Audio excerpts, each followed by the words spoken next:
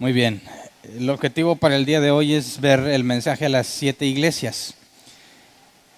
El tema del domingo pasado fue la introducción, el miércoles ya vimos el capítulo 1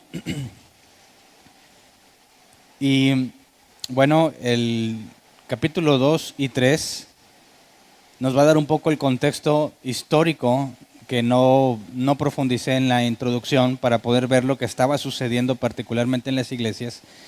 Y quisiera que hoy nos enfoquemos en la interpretación literal del mensaje a las iglesias en su contexto histórico y luego ver un poco del historicismo. Si se acuerdan, el historicismo es aquel método que busca encajar eventos históricos en lo que encuentran en el Apocalipsis. Desde la perspectiva histórica, o historicismo, perdón, cada una de las iglesias han tratado de ubicarla en el tiempo, de manera que las 7 iglesias hablarían de 7 períodos de la iglesia de Jesucristo, desde que Jesús ascendió y da inicio a la iglesia, por así decirlo, hasta el fin de los tiempos. Entonces, lo menciono porque hay algunos datos que parecen coincidir, pero lo que simplemente podamos leer en el texto es que, dado que en el capítulo 1 vimos cómo hablaba de 7 iglesias, 7 espíritus, 7 estrellas, 7 candeleros, y vemos que el propio Juan nos dice cómo interpretar las 7 estrellas y los 7 candeleros en cuanto a lo que representan, de manera que considerando que el número 7 en la escritura habla de lo que está completo o de lo que es total, todo parece indicar que los 7 espíritus de Dios son la totalidad o por completo el Espíritu de Dios, que es el Espíritu Santo, y las 7 iglesias hablaría de la totalidad de las iglesias. Así que hay dos formas de entender esto. El historicismo trata de ubicarlos en un periodo de tiempo y voy a hacer una mención breve de los siglos que se considera marca esta división de cada iglesia. Y la otra opción es que todas las iglesias, o todas las congregaciones, mejor dicho, que pertenecen a la iglesia de Cristo, están en una de estas 7 condiciones. Indudablemente lo que vamos a leer aplica para nosotros y quizás algunos de nosotros hemos estado en una situación similar, en una o varias situaciones de las cuales se menciona para cada iglesia en particular. Así que me parece que no necesariamente estás en una de estas etapas como congregación, sino que puedes estar, según tu madurez y según tu crecimiento en Dios, entender algunas de las cosas como si te las estuviera diciendo particularmente a ti por la situación que has vivido. Entonces vamos a empezar a leer iglesia por iglesia el mensaje a cada una de las iglesias y leamos por favor Apocalipsis 2, versículo 1 al 7 en la Reina Valera 1960, por las razones que ya expliqué el domingo pasado, que es el mensaje a Efeso.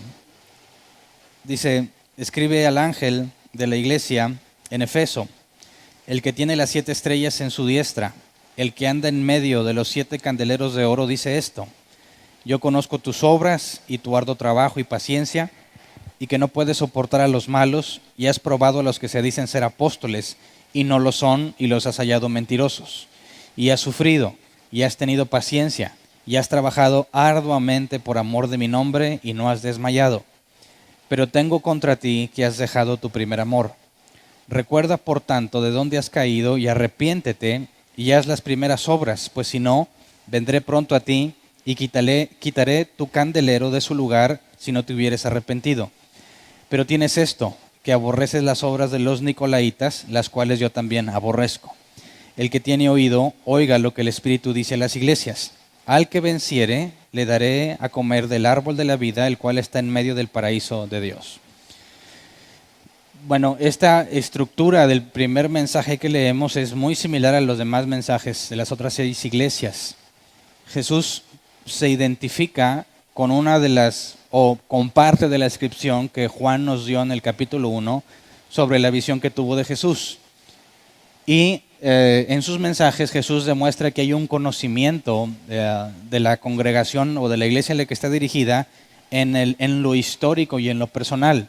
La información que nos da, y vamos a ir viendo cada una de las iglesias, embonan lo que sucedía históricamente, lo que había sucedido en esa ciudad particular, y nos ayuda a entender cómo Jesús habla a la iglesia desde no una postura lejana de que Dios está en su trono y nosotros estamos acá en la tierra, sino desde una postura de alguien cercano, alguien que conoce lo que está pasando, lo que están viviendo, lo bueno y lo malo que están haciendo, y a todos les hace una exhortación y una advertencia. Entonces, en este caso, cuando hablamos de la iglesia en Éfeso, tenemos que recordar que Pablo, Juan, sobre todo lo último que leímos de Juan, sabemos que las últimas cartas, bueno, el Evangelio, las 3 cartas y Apocalipsis, estaban basadas en un trabajo intenso en Éfeso. Así que el hecho de que esté dirigida a Éfeso, Juan conoce en particular la situación y nos da ciertos detalles en cuanto a la doctrina que vimos en las cartas de Juan, en las cartas de Pedro, en las cartas de Pablo, sobre los falsos apóstoles. Entonces, Éfeso era una ciudad romana en la costa de Asia, y quisiera que viéramos que todo está influenciado por el Imperio Romano. Algunos aseguran que la palabra Éfeso significa deseable o deseo ardiente. Cuando digo que algunos lo aseguran es porque no he encontrado de forma consistente en distintos diccionarios la misma definición. Así que he encontrado algunos que lo dicen, otros no dicen nada al respecto, algunos dicen un significado distinto. Por ejemplo, algunas dicen que Éfeso significa deseable y otros dicen que es deseo ardiente. Son cosas distintas, pero existe una posibilidad. Cuando vemos lo que la palabra Éfeso o Filadelfia o Esmirna o Teatira significa, lo digo porque aquellos que utilizan el historicismo para tratar de ubicar a cada iglesia en un periodo de la historia, ellos ven que esta palabra hablaría de la iglesia primitiva. Y quisiera hacer una aclaración. Ya ha habido alguna vez alguna anécdota, me platicaron que cuando yo menciono iglesia primitiva, piensan en los hombres primitivos de las cavernas que tenían una iglesia. Y no me refiero a eso, ¿verdad? Me refiero a la iglesia, a la primera iglesia, ¿verdad? Lo que en un principio estaba fundamentado. Entonces, la iglesia primitiva, en este caso, aplicaría el nombre de deseable o de deseo ardiente porque vimos el arduo trabajo que hicieron los apóstoles. El historicismo lo ubica del periodo apostólico, del 31 al 100, del 31 después de Cristo al 100 después de Cristo. Lo que sabemos que en los 90 y tantos finales del primer siglo murió el apóstol Juan y culminaría el fin de la era apostólica, ¿verdad? Del tiempo en que estuvieron vivos ministrando. Ahora, Jesús reconoce todo su esfuerzo, sus obras, su perseverancia. Y aquí hay un dato interesante, ponían a prueba a los que se dicen ser apóstoles y no lo son. Y esto es muy importante que lo entendamos porque en nuestros días, donde quiera ves apóstoles y apóstolas, ¿verdad? Es muy grave esa afirmación de ser apóstol o apóstola, porque en toda la historia de la iglesia, después de la muerte del último apóstol, jamás nadie se proclamó como apóstol de Jesucristo hasta nuestros días. Y lo importante aquí es que a pesar de que esos apóstoles aseguran que no puedes cuestionar su apostolado, Jesús reconoce que pusieron a prueba a los que se dicen ser apóstoles y no lo son, como algo positivo. ¿Me explico? Es algo que a Jesús le agrada. Lo pusiste a prueba y descubriste que no era. De manera que sí hay forma de ponerlos a prueba. Y sabemos que hay señales que tiene que tener un apóstol. Haber estado sobre todo, como vemos en el reemplazo que se buscó de Judas, haber estado con Jesús en su ministerio. Ninguno hoy en día podría cumplir con ese requisito. ¿Por qué me dices de Saulo, de Pablo? Bueno, él no estuvo ahí, pero él tuvo un encuentro con Jesús, ves, un cambio radical, y Pablo lo demostraba por medio de señales. Lo autenticaba como verdadero apóstol de Jesucristo. Y vemos que Pablo tuvo muchos problemas, en que en sus cartas vemos que tenía que defender constantemente su apostolado. ¿Por qué? Porque no se apegaba al primer requisito cuando se buscó el reemplazo de Judas. Si un apóstol hoy en día asegura que es un apóstol, tiene que cumplir con eso. Y si no, es un falso apóstol. Y en lugar de sentirte culpable, porque algunos, cuando tú tratas de cuestionar a alguien como apóstol, en automático sacan las uñas y te dicen que tú no puedes juzgar al siervo de Dios o que no debes cuestionar su autoridad. Bueno, claramente en este mensaje a la iglesia de Efeso, Jesús elogia que pongas a prueba los que se dicen ser apóstoles y hallarlos mentirosos. Así que cuando tú examinas la doctrina de algún apóstol o hombre o mujer, no debes de dejar que se te intimide cuando quieres examinar si realmente lo es o no, porque Jesús elogia a aquellos que ponen a prueba a los que se dicen ser enviados por Dios. Entonces, les reconoce todo su esfuerzo, trabajo y todo, pero les reprocha que abandonaron su primer amor. Ahora, esa es una frase, el primer amor, quizás muy familiar entre los creyentes, haciendo referencia a las ganas, el ánimo, el deseo de aprender de Dios cuando recién te conviertes o recién eres convertido. Y a mí me enseñaron que eso se quitaba con el tiempo, que era una especie de emoción, una llamarada de petate que hace mucho escándalo, pero te va a durar poco. Y conforme avances y conforme conozcas a la gente de la iglesia, pues se te iba a ir acabando hasta que llegabas a ser igual de amargado que todos los demás. Pero eso sí es referencia a una emoción, un anhelo ardiente. Pero cuando analizamos aquí el original y habla del primer amor, la palabra primer es protos, que se traduce como el principal o el más importante. No necesariamente el primero en orden secuencial, sino el más importante. Así que cuando habla de este primer amor, no está hablando de la emoción que sentiste al inicio y que después se acabó. Habla de lo más importante, el amor más importante. Aquí la palabra amor es ágape, que se traduce como amor enfocado en la preferencia moral o amor por decisión o por convicción. Así que bajo ninguna circunstancia, este primer amor mencionado aquí tiene que ver con esas emociones. De hecho, el amor mencionado aquí no tiene que ver con emociones. Tiene que ver con una convicción, la cual es la más importante sobre todas. Ahora, esta iglesia hace muchas cosas. Prueba que los apóstoles, que se decían ser apóstoles, eran falsos. Tienen mucho trabajo, arduo trabajo, paciencia y perseverancia, pero dejó el primer amor. ¿Cómo entendemos el problema de esa iglesia? ¿Qué es lo que le pasó? No es que perdió la emoción que tenía al principio. ¿Qué es lo que sucedió? Bueno, algo que le pasa a los creyentes que trabajan mucho en las cosas de Dios. Dejan lo más importante, la oración, el estudio de la palabra y la comunión con Dios. ¿Cierto? Cualquier creyente entre nosotros que se haya propuesto servirle a Dios con todas sus fuerzas, se tuvo que haber encontrado con ese problema. Que te llenas de actividades para la iglesia a tal grado que no te queda tiempo para lo más importante. Y eso es lo grave de esta iglesia. Están haciendo muchas cosas. Están evidenciando a los falsos apóstoles. Pero estás descuidando lo primordial en el cristiano.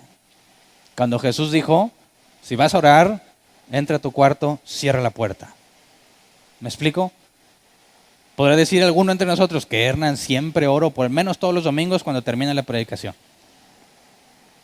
O no, sí, es que voy y me reúno con los cristianos. No podemos dejar fuera la enseñanza de Jesús. Cuando vas a orar, enciérrate en tu cuarto, ¿verdad? Nadie te ve.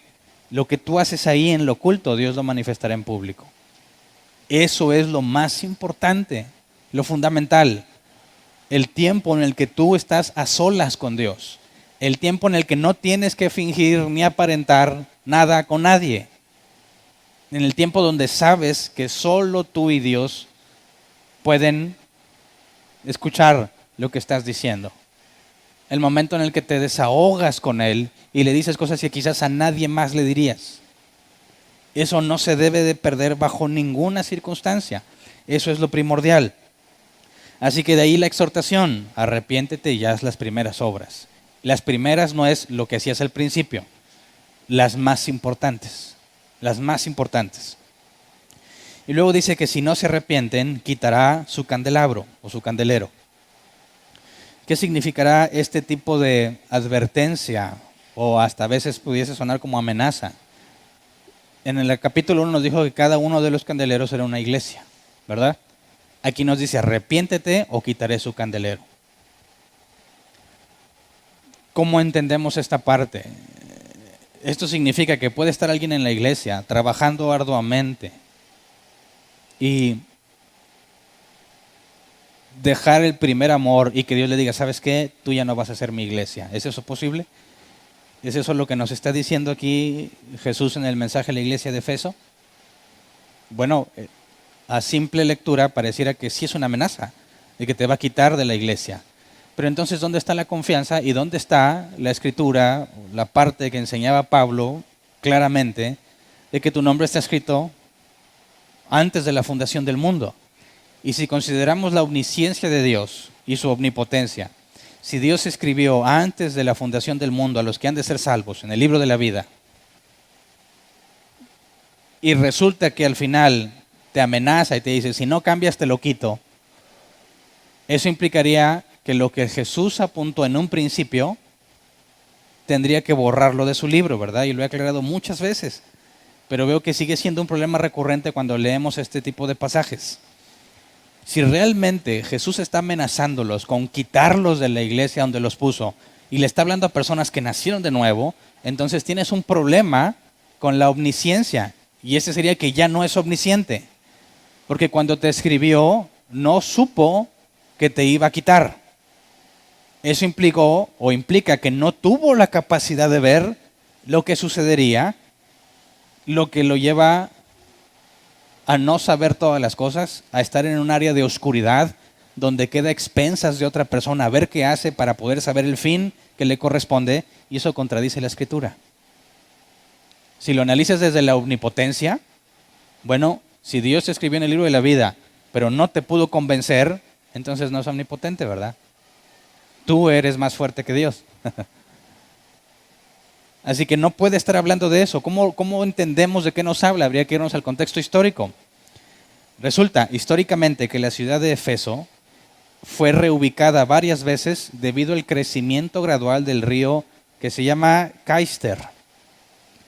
La ciudad estaba cercana a un río, el río gradualmente, no creas que de repente creció, gradualmente empezó a expandir sus límites al punto en que la ciudad tuvo que reubicarse.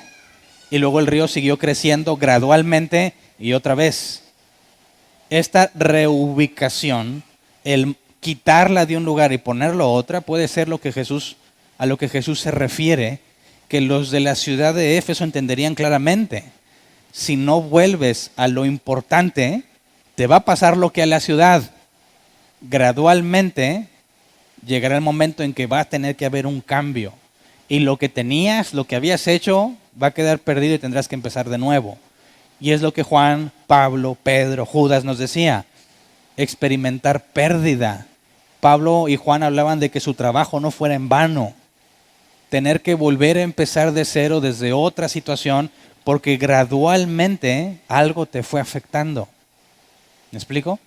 Así que no está hablando claramente de una amenaza porque además vamos a ver ahorita, bueno, más adelante para profundizar más en ese tema, cuando habla de una amenaza, o algunos entienden como amenaza, de que borrarán su nombre del libro de la vida. Así que voy a poner una pausa a este tema y lo veremos un poco más adelante en otra iglesia. Consideremos también que cuando habla hacia una congregación como Efeso, tanto Juan, Judas, Pedro, Pablo, todos advirtieron, y el propio Jesús advirtió, que el trigo y la cizaña crecen juntos, ¿verdad? Así que al referirse a todos los que están en la iglesia de Efeso, no está haciendo referencia a todos los nacidos de nuevo, sino a todos los que están ahí. Y también recordemos algo que vimos mucho hace varias cartas en cuanto a la salvación y a la santidad. La Biblia enseña que la salvación es la obra de Dios solamente, ya que la salvación no es por obras para que nadie se gloríe, y es Dios quien nos salva, es la obra de uno solo, Dios, lo que le llamamos monergismo. Pero en la santidad, la Biblia es clara en que hay dos factores. Cuida tu salvación con temor y temblor, ¿verdad? Porque Dios pone el querer como el hacer. Las dos cosas. Así que en la santidad es una sinergia. Yo hago algo y Dios hace otra cosa. Yo me niego a mí mismo y Dios pone el querer como el hacer. Es decir, a fin de cuentas, como Jesús nos dijo, cuando hayas hecho todo lo que se te pide, di, siervo inútil soy. ¿Por qué? Porque ¿quién puso el querer y el hacer? Dios. ¿Cuál es tu mérito? Solamente lo que Jesús pidió para ser su discípulo. Niégate a ti mismo y sígueme. ¿Me explico? La negación es lo único que cuenta para nosotros, el dejar de hacer lo que nosotros queremos. Jesús dijo que no puede servir a Dios y a las riquezas. ¿Verdad? Tienes que decidir a quién le sirves. Y esa negación te lleva a la recompensa de la cual hablaba Juan y habla Pablo, de la corona de gloria que recibiremos. Y ahorita más adelante vamos a ver que hay promesas a ese respecto. Pero entonces, ya que el trigo y la cizaña crecen juntos y según Pedro y Juan vimos recientemente, algunos no hay forma de identificarlos sino hasta el final, hasta el juicio final, cuando se ha separado el trigo y la cizaña. Algunos otros serán identificables cuando se ponen a enseñar algo. Entonces, mientras no lleguen esas situaciones, no puedes saber quién realmente es un verdadero creyente y quién no, porque en muchas cosas se asemeja al verdadero creyente, aunque lo hace fingiendo. No tiene un cambio auténtico, sino que estando en la congregación aparenta ser como Ananías y Zafira, como Judas Iscariote. Y cuando Jesús dijo, uno de ustedes me va a entregar, nadie decía, es Judas, ¿verdad? Nadie sospechaba de Judas. Sin embargo, Jesús dijo claramente que este era del que se había escrito, que se perdería, que nació para perdición. Así que consideremos eso en el contexto, porque las advertencias tienen que ver con nuestra responsabilidad al caminar con la santidad y también tiene que ver con aquellos que realmente no son trigo, sino cizaña entre el trigo. Luego, cuando dice que les reconoce que aborrecen la práctica de los nicolaitas. Bueno, algunos aseguran que estos nicolaitas eran discípulos de Nicolás, uno de los 7 elegidos para servir las mesas, pero no hay evidencia que haga ese vínculo, ¿verdad? No hay nada que realmente lo asocie. Lo que sí sabemos de los nicolaitas es la forma en la que se organizaban. Y en el contexto de lo que está diciendo la iglesia de Efeso, está hablando de los nicolaitas dentro de la iglesia. La palabra nicolaitas viene del griego nicolaites, que se traduce como seguidores de Nicolás, o Nikos y Laos, que es como se compone la palabra. Nikos es victoria o conquista, y Laos es gente o pueblo. Es la conquista del pueblo o la victoria del pueblo. Y en este contexto, o lo que sabemos históricamente, es que ellos tenían una estructura jerárquica. Cuando se infiltraban en la iglesia o infiltrados en la iglesia, ellos estaban organizados así. Y yo sé que a todos se nos va a hacer familiar esto, ¿verdad? Por eso voy a hacer preguntas comunes y corrientes que cualquier cristiano me podría contestar. Dentro de una iglesia, ¿quién es el que da las órdenes? No bíblicamente hablando, según la costumbre de las iglesias cristianas. ¿Quién es la cabeza? ¿Quién normalmente es el que hace todo y todos se sujetan a lo que él diga? Pastor, ¿verdad? De ahí, ¿quién sigue?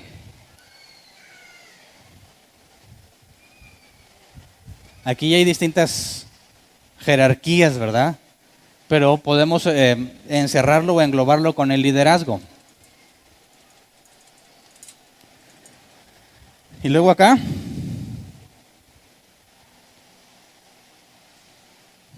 aquí hay más, depende también de la organización que investigues, pero algunos todavía tienen y lo voy a poner así para englobarlo como un subliderazgo. Para ponerte un ejemplo, en una organización en la que yo llegué a participar, estaba el pastor y luego estaban las direcciones y luego los líderes y ya al final, pues le iba a poner la raza, pero no todos son raza, ¿verdad? Los congregantes.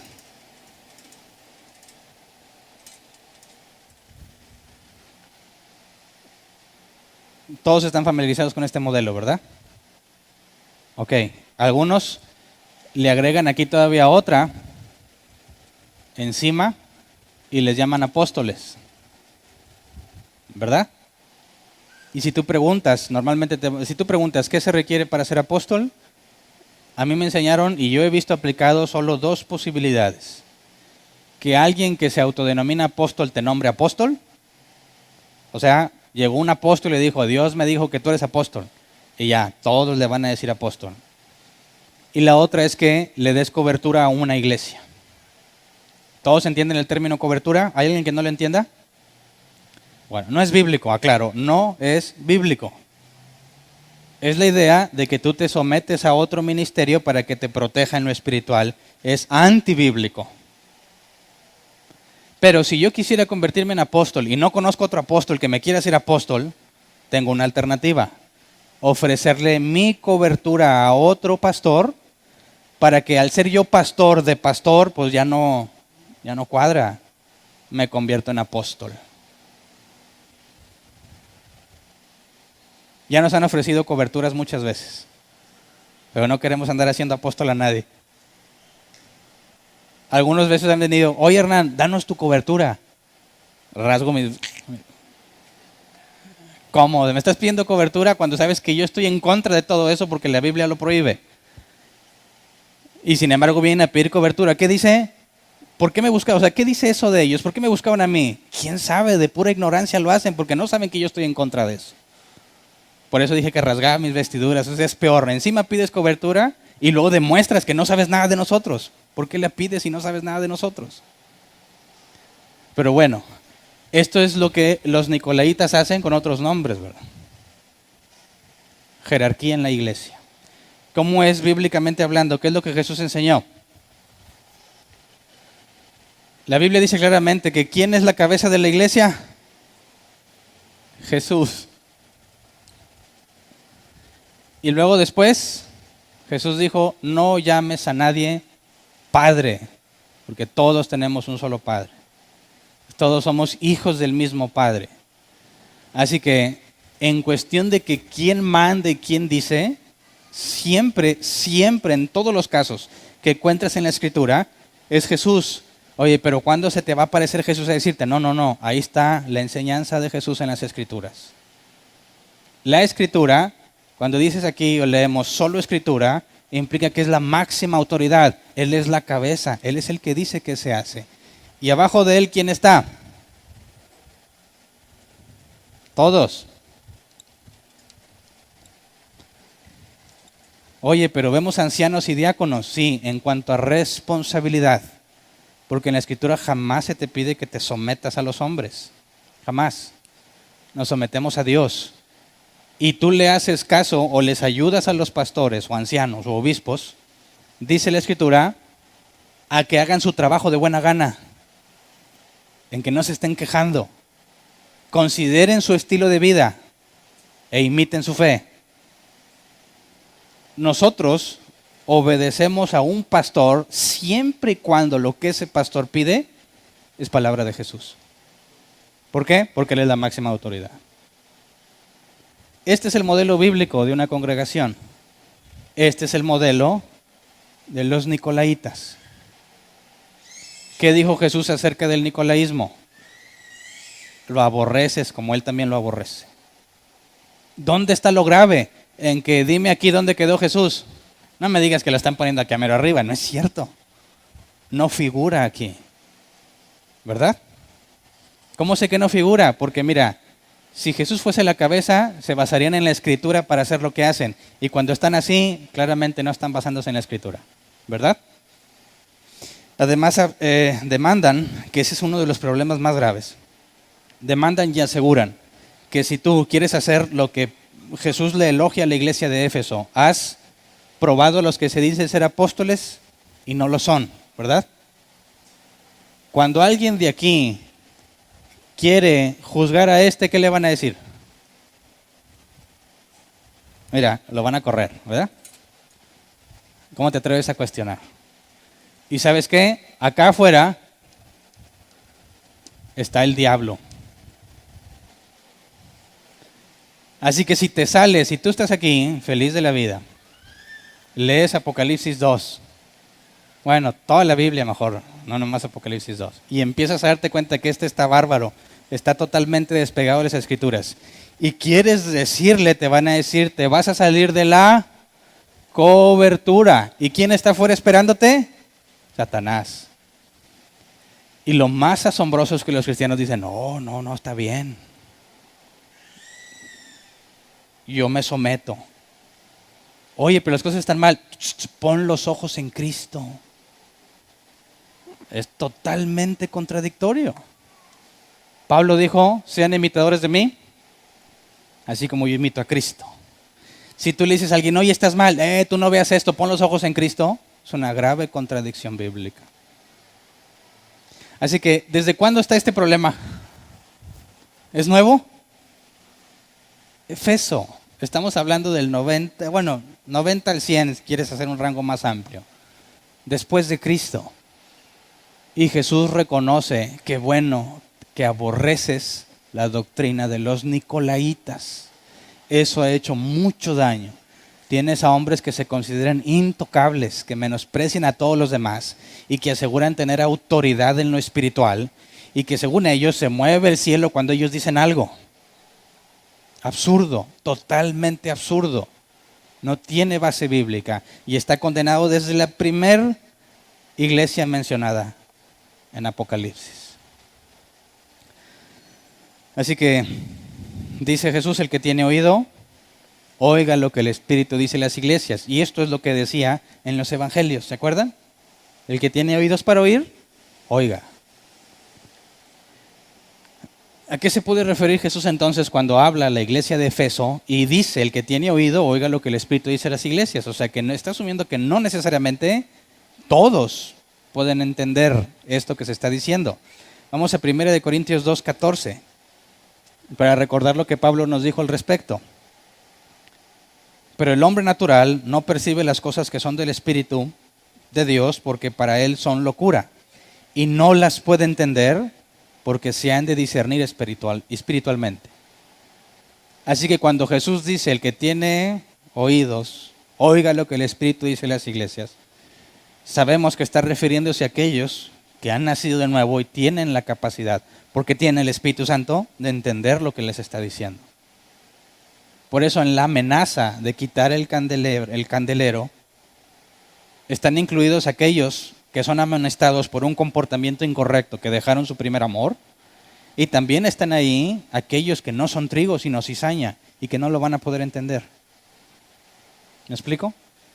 Cuando se da este mensaje a las iglesias y dice al final, el que tiene oídos oiga, claramente estipula que solo aquellos que tienen el Espíritu Santo van a poder ser corregidos, ¿verdad? A través de la amonestación. Recompensa. Al vencedor se le dará derecho de comer del árbol de la vida que está en el paraíso. ¿Dónde está el paraíso, verdad? Vamos a 2 Corintios 12, 1 al 4, para ver lo que nos dice Pablo. 2 Corintios 12, 1 al 4. Ciertamente no me conviene gloriarme, pero vendré a las visiones y a las revelaciones del Señor. Conozco a un hombre en Cristo que hace 14 años, si en el cuerpo no lo sé, si fuera del cuerpo no lo sé, Dios lo sabe, fue arrebatado hasta el tercer cielo. Y conozco al tal hombre, si en el cuerpo o fuera del cuerpo no lo sé, Dios lo sabe, que fue arrebatado al paraíso, donde oyó palabras inefables que no les dado al hombre expresar. ¿Dónde está el paraíso? En el tercer cielo. Y ahí está el árbol de la vida, ¿verdad? El árbol de la vida está mencionado en Génesis, que después de que Adán y Eva comieron del fruto del árbol del bien y del mal, Dios les negó el acceso al árbol de la vida, no sea que coma de él y viva para siempre. Entonces, desaparece del tema el árbol de la vida y reaparece en Apocalipsis.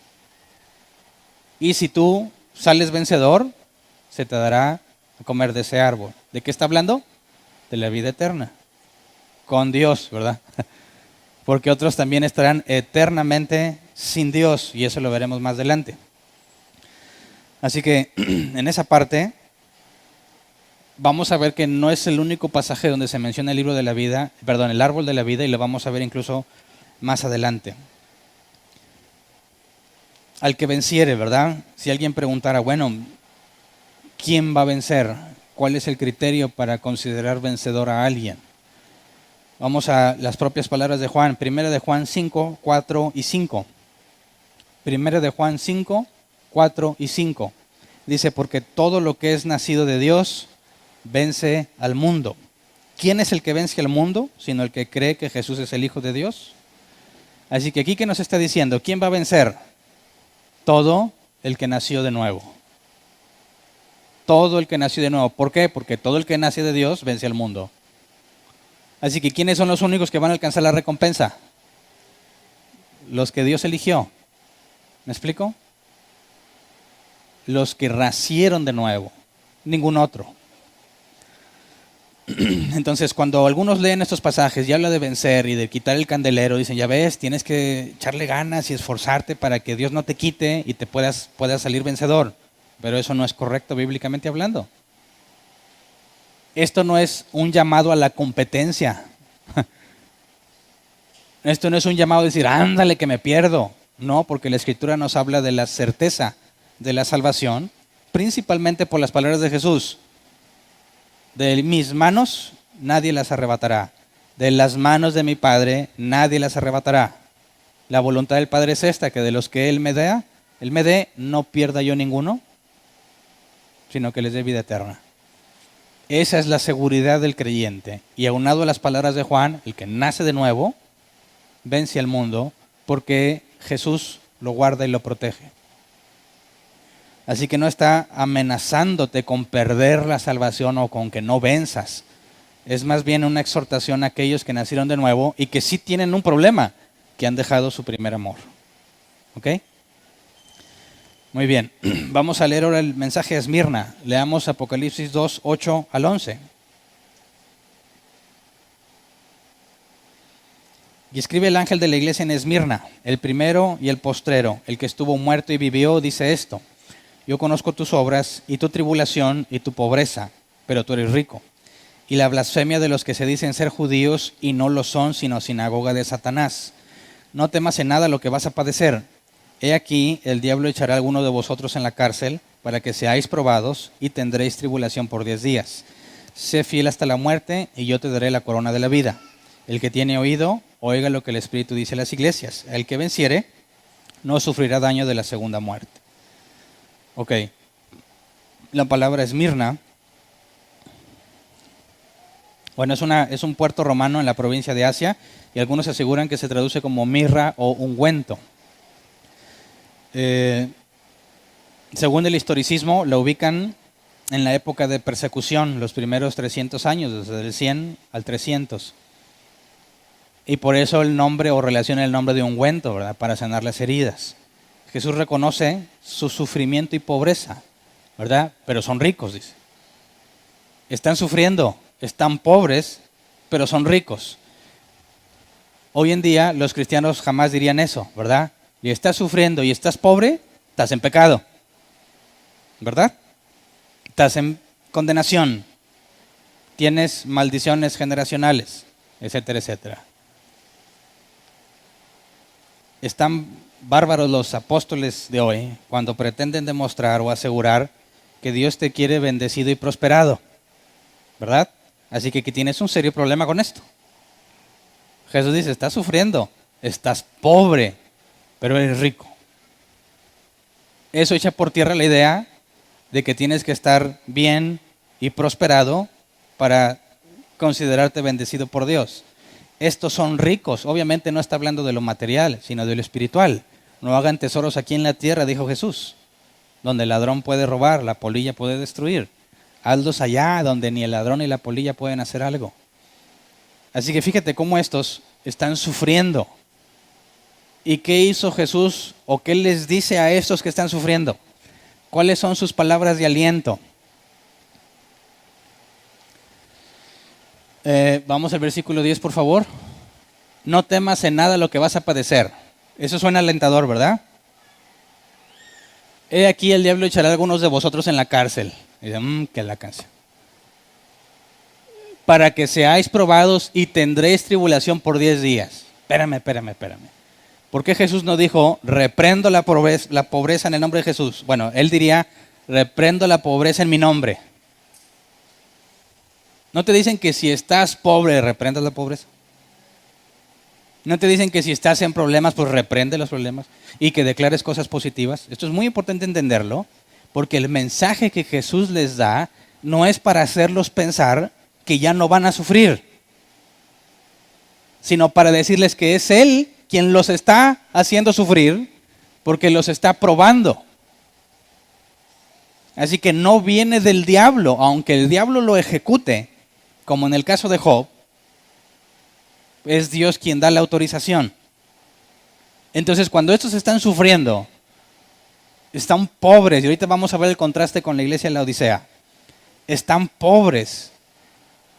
Muchos dicen, pues dale unas palabras de aliento. ¿Nunca te ha pasado que te encuentras algún creyente que te pide consejo a ti para que le ayudes en sus momentos de necesidad y lo que ellos están esperando de ti es que le des una buena sobada de lomo y le digas, ya, ay, ahorita vamos a reprender a ese diablo mugroso para que se te quite?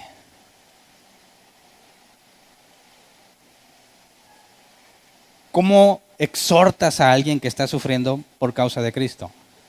Decirle, mira, no te preocupes, no tengas miedo, Jesús incluso te puede probar aún más.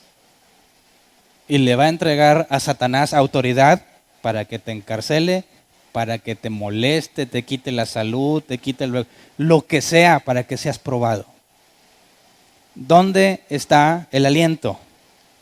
Alguien que no conoce a Dios decir, no, eso es peor, me deprimes más. Eso es para el gentil, el que no conoce de Dios. Para el que conoce de Dios es lo más alentador que puedes escuchar porque vas a decir, esto es porque Dios lo está haciendo en mi vida. Y si la Biblia dice que nada de lo que venga nos va a destruir, ¿verdad? Sino que siempre nos dará la salida y Él está en control, entonces no tengo de qué preocuparme. Lo único que me corresponde es resistir. ¿Me explico? Ahí está el aliento en saber que es Dios quien lo está autorizando. El decir, no es que yo hice algo malo propiamente, aunque siempre hago cosas malas. Esto no es una maldición, sino que es el trato de Dios para con mi vida. Y las palabras de Job vienen al tema cuando dice el libro de Job que su mujer le dijo, todavía sirves a Dios, maldícelo y muérete. Necia, ¿acaso hemos de recibir solo lo bueno? También lo malo. Saber que es Dios quien tiene el control es el verdadero aliento para el verdadero creyente. El que dice, Hernán, tengo muchos problemas, ore por mí. ¿Qué crees que va a pasar cuando llore por ti? Dice, Señor, según tu voluntad, agrávale los problemas. Que se ponga en la situación difícil. ¿Para qué? Para que tenga que ir de rodillas a buscarte, para que se quebrante, para que deje de confiar en sí mismo y reconozca que todo lo que tiene y lo que es proviene de misericordia de Dios. Ese es mi mejor deseo para ti. ¿Quieres que ore por ti? ¿Me explico? Fíjate lo que Jesús les está diciendo. El diablo echará a algunos de vosotros en la cárcel para que seáis probados y tendréis tribulación por 10 días. Estos 10 días pueden ser simbólicos o literales, no lo sabemos. Sé fiel hasta la muerte, Santo Padre. ¿Qué es lo que le está diciendo? Muy probablemente vas a morir a causa de eso. ¿Y qué es lo que se te pide? Sé fiel hasta la muerte. Y yo te daré la corona de vida. Si realmente conocemos a Dios, sabemos que eso es lo más valioso que puedes tener. Eso es lo más valioso. Ahora, regresemos al versículo 9. Yo conozco tus obras y tu tribulación y tu pobreza, pero tú eres rico, y la blasfemia de los que se dicen ser judíos y no lo son, sino sinagoga de Satanás. Vamos a ver que hay otra iglesia en la que habla también de los judíos que no son realmente judíos. ¿Y cómo los identificas? ¿Cómo es que habla de una sinagoga de Satanás si se supone que ellos se reúnen a estudiar la Torá, la ley de Dios, lo que llamamos el Viejo Testamento?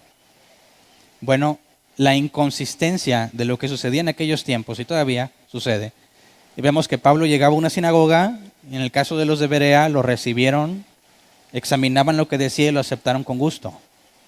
En otros casos Al principio parecía que la gente lo recibía y luego se levantaban unos envidiosos, provocaban revuelcas o negaban y terminaban apedreados, encarcelados los que predicaban el Evangelio.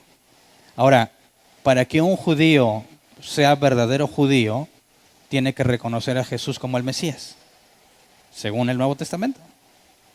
Si alguien dice, ustedes son falsos y yo no creo en ese Jesús, y al mismo tiempo aseguran servir al Dios verdadero, son falsos judíos desde la perspectiva bíblica del Nuevo Testamento. Porque si Jesús es quien dijo ser y es el Dios encarnado, y dijo, el que me recibe a mí recibe al Padre, y ellos dicen que sirven al Padre pero niegan al Hijo, no pueden tener a Dios. Son falsos judíos. Se dicen ser judíos y no lo son, sino sinagoga de Satanás. Así que veamos lo grave que es decir que le sirves a Dios y al mismo tiempo niegas quién es Jesús. Sinagoga de Satanás los considera Jesús. Ahora recordemos, en cuanto al encarcelamiento, nada más para dejar un antecedente, vamos a Lucas 22, 31 al 32, para ver cómo Jesús nos dio un ejemplo de lo que está diciéndole a la iglesia aquí en Esmirna. En cuanto a que Satanás los va a entregar, y quiero aclarar, por si a alguien le pasa la duda, de que no se trata de una impotencia de parte de Dios. Como aquellos que dicen, si Dios es bueno pero no detiene el mal, ¿cómo puede ser bueno? ¿Verdad? Quizás sea incapaz. O sea, es bueno, quiere evitar el mal, pero no puede. Y algunos parecieran entender que cuando dice Satanás los va a entregar, es así como si dijera, oiga muchachos, pues lo siento mucho, pero no hay nada que yo pueda hacer, Satanás los va a encerrar, así que pues nomás aguanta hasta que te mueras, porque no hay nada que yo pueda hacer. Eso mismo lo traducen algunos al Evangelio, ¿verdad? Ábrele la puerta, porque no puede entrar. Ahorita vamos a ver más ejemplos de eso, pero bueno, Lucas 22, 31 al 32, dice, Satanás os ha pedido para zarandearos como a trigo, pero yo he rogado por ti para que tu fe no falte, y tú una vez vuelto confirma a tus hermanos. Aquí claramente Jesús enseña que antes de que Satanás pueda hacer algo con los hijos de Dios, requiere autorización. El punto es que si Dios le da la autorización, ¿qué puedes hacer tú al respecto para evitarlo? Nada. ¿Verdad? ¿Y si traemos al mejor sacademonios que haya en todos lados? No se puede hacer nada. ¿Por qué? Porque nadie puede frustrar los planes de Dios. Nadie puede ponerle un alto y decir, ¿qué haces? ¿Me explico? Así que, cuando Jesús dice, yo he rogado por ti para que tu fe no falte, habla de que el permiso fue concedido. Y el enfoque de Jesús no era evitarte la zarandeada, sino que permanezcas en fe. Que los guarde yo y los resucite en el día postrero, fue lo que dijo Jesús. No te pido que los quites del mundo, sino que los guardes. En el mundo tendréis aflicción. Confiad, yo he vencido al mundo. El triunfalismo del que hablan muchos cristianos, de que Dios no te quiere problemado y que siempre vas a tener la victoria, es falso. Contradice la clara enseñanza de palabras de Jesús. Entonces, si eres fiel hasta la muerte, en esta situación la iglesia está sufriendo por ser fiel. Dios ha permitido que sean encarcelados, que algunos incluso mueran. Sé fiel hasta la muerte. Vamos a leer ahora del 12 al 17, Pérgamo.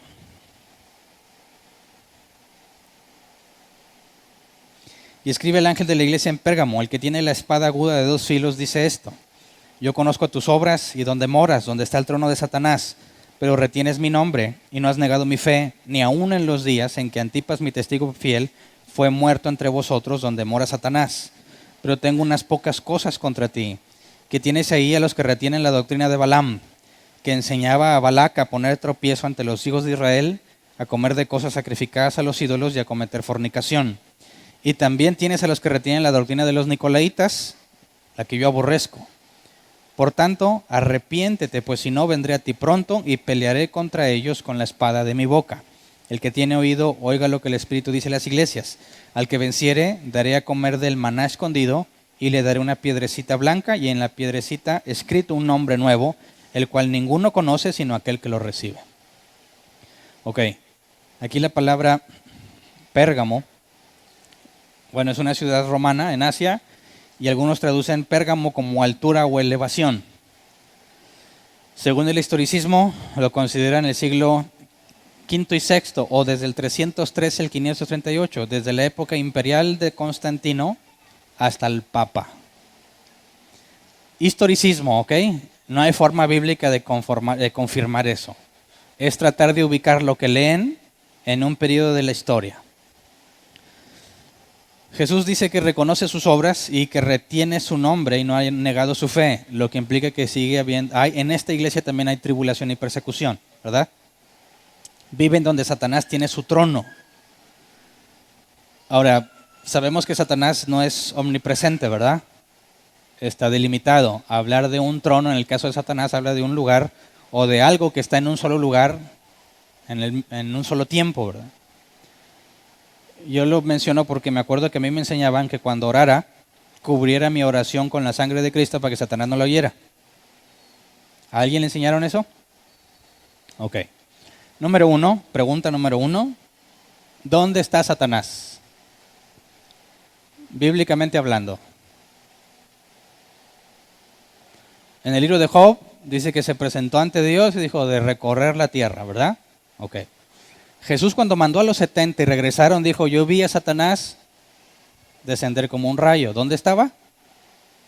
Cuando leamos Apocalipsis 12 va a decir que ya no se les permitió entrar al cielo. Si Satán es el que acusa y no es omnipresente y te quiere acusar, ¿a dónde tendría que ir? Allá. ¿Cómo pues? Cuando tú estás orando, dice, cubro, para empezar, ¿cómo cubres con la sangre de Cristo tus oraciones? Eso es una locura, ¿verdad? Imagínate que le echas la sangre a las oraciones y de alguna forma funcionara para que Satanás no lo oiga. Mira, toda esa oración es totalmente conflictiva con la Escritura. Totalmente. ¿De dónde sacaste la idea de que le puedes echar la sangre de Cristo a las oraciones? Número uno. Número dos, que te hace pensar que te va a venir a escuchar a ti. ¿Verdad? Y número tres, ¿qué importa que te escuche? Nada sucede sin que Dios lo permita. ¿Verdad? O va a decir, o imagínate, Dios, tengo algo muy importante que decirte. Pero no quiero que el diablo oiga.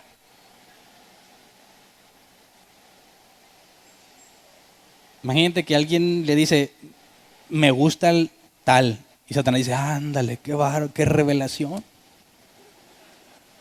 Y va a planear cómo meterte en problemas con esa persona. Y Dios dice, ¿por qué le dices, Hernán? ¿Por qué no encriptaste la oración de manera que Satanás no la pueda descifrar y no se entere que te gusta fulana?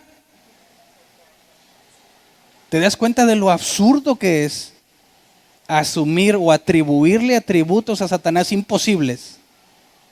Además de totalmente profanar lo que la Biblia enseña en cuanto a la sangre de Cristo y echársela a las oraciones, a los perros, a las casas, a los carros y a cuanta cosa le quieren poner, con tal de que los planes de Dios no se vean frustrados para tu vida. Es una aberración completa el concepto de hacer eso.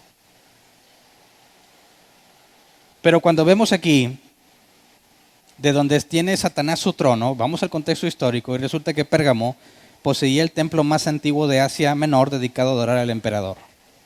El templo más viejo estaba ahí. Quizás puede ser una referencia al trono de Satanás. Ahí principalmente estaba el enfoque de adorar al emperador y el templo más antiguo, y están sufriendo persecución. ¿Por qué? Porque ya vimos que en esos tiempos del emperador Domiciano, los cristianos eran considerados ateos porque no reconocían al emperador como Dios. Dice, pero retienes mi nombre. Aquí está hablándole a los que siguen firmes en no reconocer al emperador como Dios, ni ninguno de los dioses romanos, que adoptaron algunos de los dioses egipcios. Hay una revoltura ahí. Pero estos se están manteniendo fieles y les reprocha. Tienes ahí a los que tienen la doctrina de Balaam. Por tiempo no vamos a ir a Números 25, donde se menciona, pero sabemos que a Balaam le ofrecieron fuertes cantidades de dinero con tal de que maldijera a los israelitas, ¿verdad? repetidas veces trata de maldecirlos y Dios lo hace bendecirlos. Y el rey que le había propuesto la riqueza a cambio de maldecirlos, ¿sabes qué? Ya vete a tu casa, no te voy a dar nada porque nomás hiciste todo lo contrario. En lugar de maldecirnos, me los bendijiste. Ok, pero sabemos que después fue Balaam quien le aconseja al rey para que mande a sus sacerdotisas, y estas mujeres se dedicaban a la prostitución sagrada. Es decir, si tú querías adorar a uno de sus dioses, tenías que tener relaciones sexuales con ellas, comer de ciertas cosas que tenías que comer y luego tener relaciones con ellas. Así que en lugar de maldecir a los israelitas, cosa que no se pudo porque Dios dijo que no puedes maldecir a quien Él ha decidido bendecir, a Balaam se le ocurrió, para poder quedarse con la lana, una idea genial. Deja que se maldigan a sí mismos.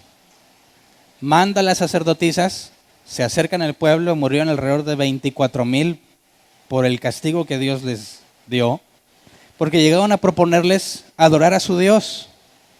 Entiéndase, comer de los sacrificados a los ídolos y tener relaciones sexuales con ellas. Y a unos 24,000 les pareció buena idea. ¿Cuál es la doctrina de Balaam, entonces, aplicada en este contexto y en el nuestro? Estar dispuesto a hacer lo que sea por dinero, ¿verdad? A encontrarle cómo hacer que algo pase para obtener recompensa. Y esa es una idea que sigue infiltrada en muchas congregaciones, ¿verdad? Pero bueno, la doctrina nicolaita ya lo vimos. Arrepiéntete, si no vendré a ti pronto y pelearé contra ellos con la espada de mi boca. ¿Se acuerdan? Bueno, los que estuvieron el miércoles vimos la espada en la boca de Jesús, de la cual habla capítulo 1. Puede hacer referencia a dos pasajes en el Nuevo Testamento en cuanto a la escritura, que es más cortante que toda espada de dos filos. Y en cuanto a la armadura de Dios, que la espada es el Espíritu, la palabra de Dios. Entonces, aquí habla de un juicio. Venir y pelear con la palabra, con la espada de su boca, implica juzgarlos en base a las Escrituras. Recompensa maná escondido y piedrecita blanca con un nombre nuevo. El maná escondido, ¿cuál es el maná escondido? ¿Se acuerdan que se le pidió a Moisés que guardara una parte, le pusiera en el arca, y ya nadie sabe qué pasó con eso, porque nadie sabe dónde está el arca? Por ahí creo que hay 3 lugares en el mundo que aseguran tener el arca, pero a nadie le dejan verla entonces. Pero bueno, aquí lo que nos dice es que del maná escondido. Esto pudiese implicar que cuando Dios le dijo a Moisés que guardara un cacho, tenía en mente esto: que llegaría el día en que les daría del maná escondido a los que venzan al final del tiempo. Y la piedrecita blanca, con un nombre nuevo que nadie conoce sino el que lo recibe, el contexto histórico nos hace entenderlo. Muy probablemente se refiere a esa costumbre que era aplicada entre familias de distintos pueblos, que cuando uno de estos familiares viajaba a lugares o ciudades desconocidas, buscaba dónde hospedarse, y era muy importante para aquella época saber quiénes realmente eran buenas personas, por así decirlo, y brindaban un hospedaje con amor al extranjero, algo que debía caracterizar a los israelitas, ¿verdad? Pueblo de Dios.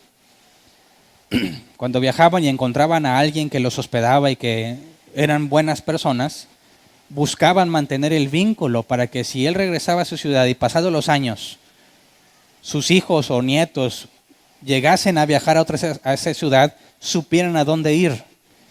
Y lo que dice en cuanto al contexto histórico es que había una piedrecita en la cual se escribió una clave y se le entregaba a la persona que era el extranjero para que si un día regresase, simplemente mostrase esa piedra y lo reconocieran como amigo y le brindaran hospedaje. Aunque no fuese él en persona, cualquiera de sus descendientes que trajera esa piedrecita con una clave escrita sería tratada con la mejor hospitalidad. En el contexto, si está haciendo referencia a esa costumbre, Dios le va a dar una piedrecita con un nombre nuevo que nadie conoce, haciendo referencia probablemente a esa clave, lo que habla de una relación íntima, estrecha para siempre. Te está hablando de una relación íntima y cercana con Dios, una relación de confianza. Vamos a ver Tiatira, versículo 18 al 29. Escribe el ángel de la iglesia en Tiatira, el Hijo de Dios, el que tiene ojos como llama de fuego y pies semejantes al bronce bruñido, dice esto: yo conozco tus obras y amor y fe y servicio y tu paciencia, y que tus obras postreras son más que las primeras, pero tengo unas pocas cosas contra ti, que toleras que esa mujer Jezabel, que se dice profetiza, enseñe y seduzca a mis siervos a fornicar y a comer cosas sacrificadas a los ídolos. Y le he dado tiempo para que se arrepienta, pero no quiere arrepentirse de su fornicación. He aquí, yo la arrojo en cama y en gran tribulación a los que con ella adulteran, si no se arrepienten de las obras de ella. Y a sus hijos heriré de muerte, y todas las iglesias sabrán que yo soy el que escudriña la mente y el corazón, y os daré a cada uno según vuestras obras. Pero a vosotros y a los demás que están en Tiatira, a cuantos no tienen esa doctrina y no han conocido lo que ellos llaman las profundidades de Satanás, yo os digo, no os impondré otra carga. Pero lo que tenéis, retenedlo hasta que yo venga. Al que venciere y guardare mis obras hasta el fin, yo le daré autoridad sobre las naciones, y les regirá con vara de hierro, y serán quebradas como vaso de alfarero, como yo también la he recibido de mi Padre. Y le daré la estrella de la mañana. El que tiene oído, oiga lo que el Espíritu dice a las iglesias. En este caso, la ciudad de Tiatira, ciudad romana, algunos traducen este nombre como dulce sabor del trabajo o sacrificio. Tiatira en el contexto histórico era famosa por sus trabajadores en bronce. Y fíjate la forma en la que Jesús se identifica: el que tiene ojos como llama de fuego y pies semejantes al bronce bruñido, según la NBI, que el capítulo 1 nos hablaba de el bronce bruñido. En la NBI nos traduce como bronce al rojo vivo, necesario para trabajarlo. Entonces vemos cómo en su contexto de ser famosos por trabajar el bronce, Jesús se identifica con algo que sería común para ellos, ¿verdad? Según el historicismo, abarca del siglo VI al XVI, o sea, toda la época papal, hasta la Reforma Protestante. Le reconoce sus obras, amor, fe, servicio y perseverancia. Les reprocha que toleran a Jezabel. Ahora, este caso de Jezabel, sabemos que era una esposa de rey o reina para sentidos prácticos, que hizo tropezar mucho a los israelitas. Pudiese referirse a Jezabel, sabemos que no es la misma, ¿verdad? Pero pudiese ser que hay una mujer que también se llama Jezabel, que está llevando a la congregación, a la iglesia, cosas incorrectas, o puede ser referencia al comportamiento de eso. Ahora, históricamente, parte de la leyenda de Tiatira habla de la existencia de un templo dedicado a una deidad llamada Zambate, donde una profetisa daba sus oráculos. O sea, si tú querías saber algo en cuanto al futuro, ibas ahí y ahí había una profetisa que te decía lo que iba a pasar. Obviamente con un costo, ¿verdad? Puede ser que históricamente eso estaba influenciando la iglesia y los cristianos iban a preguntarle qué les depara el futuro. Que lo que sería tan absurdo como un cristiano leyendo el horóscopo, ¿verdad? Libra, hoy conocerás al amor de tu vida, ¿verdad? Ah, caray, espera que se entere mi esposa, ¿ves? Es absurdo, ¿verdad? Ok. Cuando les reprende, o en cuanto a Jezabel, habla también de sus hijos y los que siguen la doctrina. Pueden ser sus hijos naturales o haciendo referencia a los que ha engendrado en esa doctrina, porque la siguen en sus falsas enseñanzas. Cuando dice Jesús, todas las iglesias sabrán que yo soy el que escudriña la mente y el corazón, y os daré a cada uno según vuestras obras. Quisiera que viéramos la palabra mente, es nefros en griego, que se traduce como riñón en sentido figurado, refiriéndose a los sentimientos más profundos. De alguna forma, las personas de aquel entonces pensaban que las emociones estaban en las entrañas, ¿verdad? Pues cuando Dios dice que conoce su nefros, su riñón, está hablando de que conoce sus emociones. Cuando habla de corazón es cardia, mente, hombre interior o voluntad. Y cuando habla de obras, daré a cada uno según vuestras obras, la palabra griega es ergon, que se traduce como obras que llevan al cumplimiento de un deseo interno. Lo digo porque cuando menciona la doctrina de Jezabel, sus enseñanzas que los lleva a la fornicación, a la inmoralidad sexual, a la idolatría, es lo mismo que Balaam, ¿verdad? Pero aquí no está haciendo la referencia a cómo Balaam por dinero. Acá estos lo hacen gratis, ¿verdad? No hay un énfasis en lo económico, simplemente creen esa doctrina y la sigan. Entonces Dios dice que los conoce en sus emociones y en su mente, en sus intenciones. Y va a juzgar sus obras, el por qué lo hiciste. ¿Te das cuenta? No nada más es, una mentirilla, pues una mentirilla que no es, el enfoque no es en qué tamaño es la mentira que dijiste, sino por qué. ¿Me explico? ¿Qué es lo que estás buscando al decir esa mentira? Cuando habla que le dará a cada uno según sus obras, lo que lleva al cumplimiento de un deseo interno, implica que el juicio es en lo profundo de ti y del por qué haces las cosas. ¿Me explico? No puedes descalificar, pues lo que hice no es tan grave. Ok, reconocemos que la Escritura enseña que Juan dijo no todo es pecado de muerte, haciendo referencia a que sí hay pecados más graves que otros. Pero el enfoque de Jesús es a tu intención, ¿verdad? Tu intención. Perdón. Recompensa, autoridad sobre las naciones y la estrella de la mañana. Las regirán con vara de hierro, lo cual habla de una fuerza o una imposición ante los gobernados. Y ya veremos más adelante cómo es que esa promesa se va a cumplir. En cuanto a la estrella de la mañana no hay información, no encontré información histórica o de su contexto.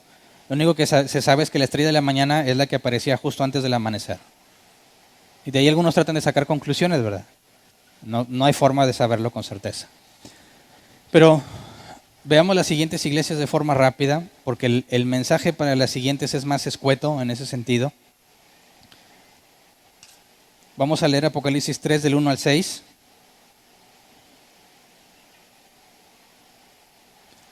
Escribe el ángel de la iglesia en Sardis, el que tiene los 7 espíritus de Dios y las 7 estrellas, dice esto: yo conozco tus obras, que tienes nombre de que vives y estás muerto.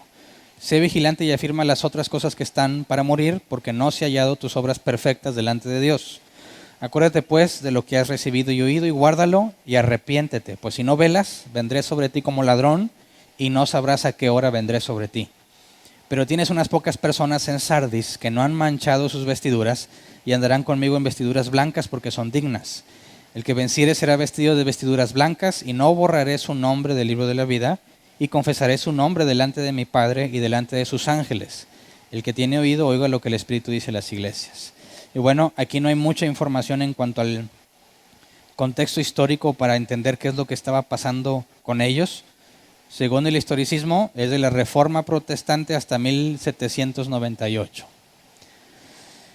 Una iglesia que aparenta estar viva, pero está muerta.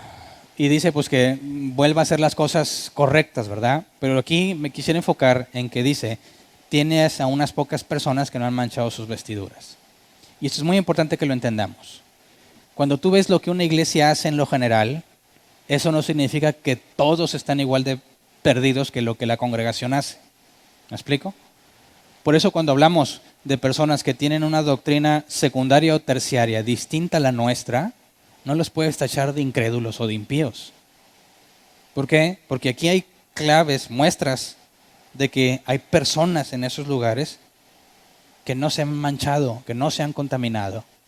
Y en lo individual, Dios les dice, ustedes andarán en vestiduras blancas conmigo. Así que seamos sabios y no generalices, ¿verdad? Oye, pero es que esa iglesia está bien mal. Sí, pero aún en los peores lugares, Dios tiene remanentes. Personas que no se han contaminado con eso. Obviamente esos serían los raros ahí, ¿verdad? Los bichos raros, quizás los rebeldes. Pero se han mantenido fieles.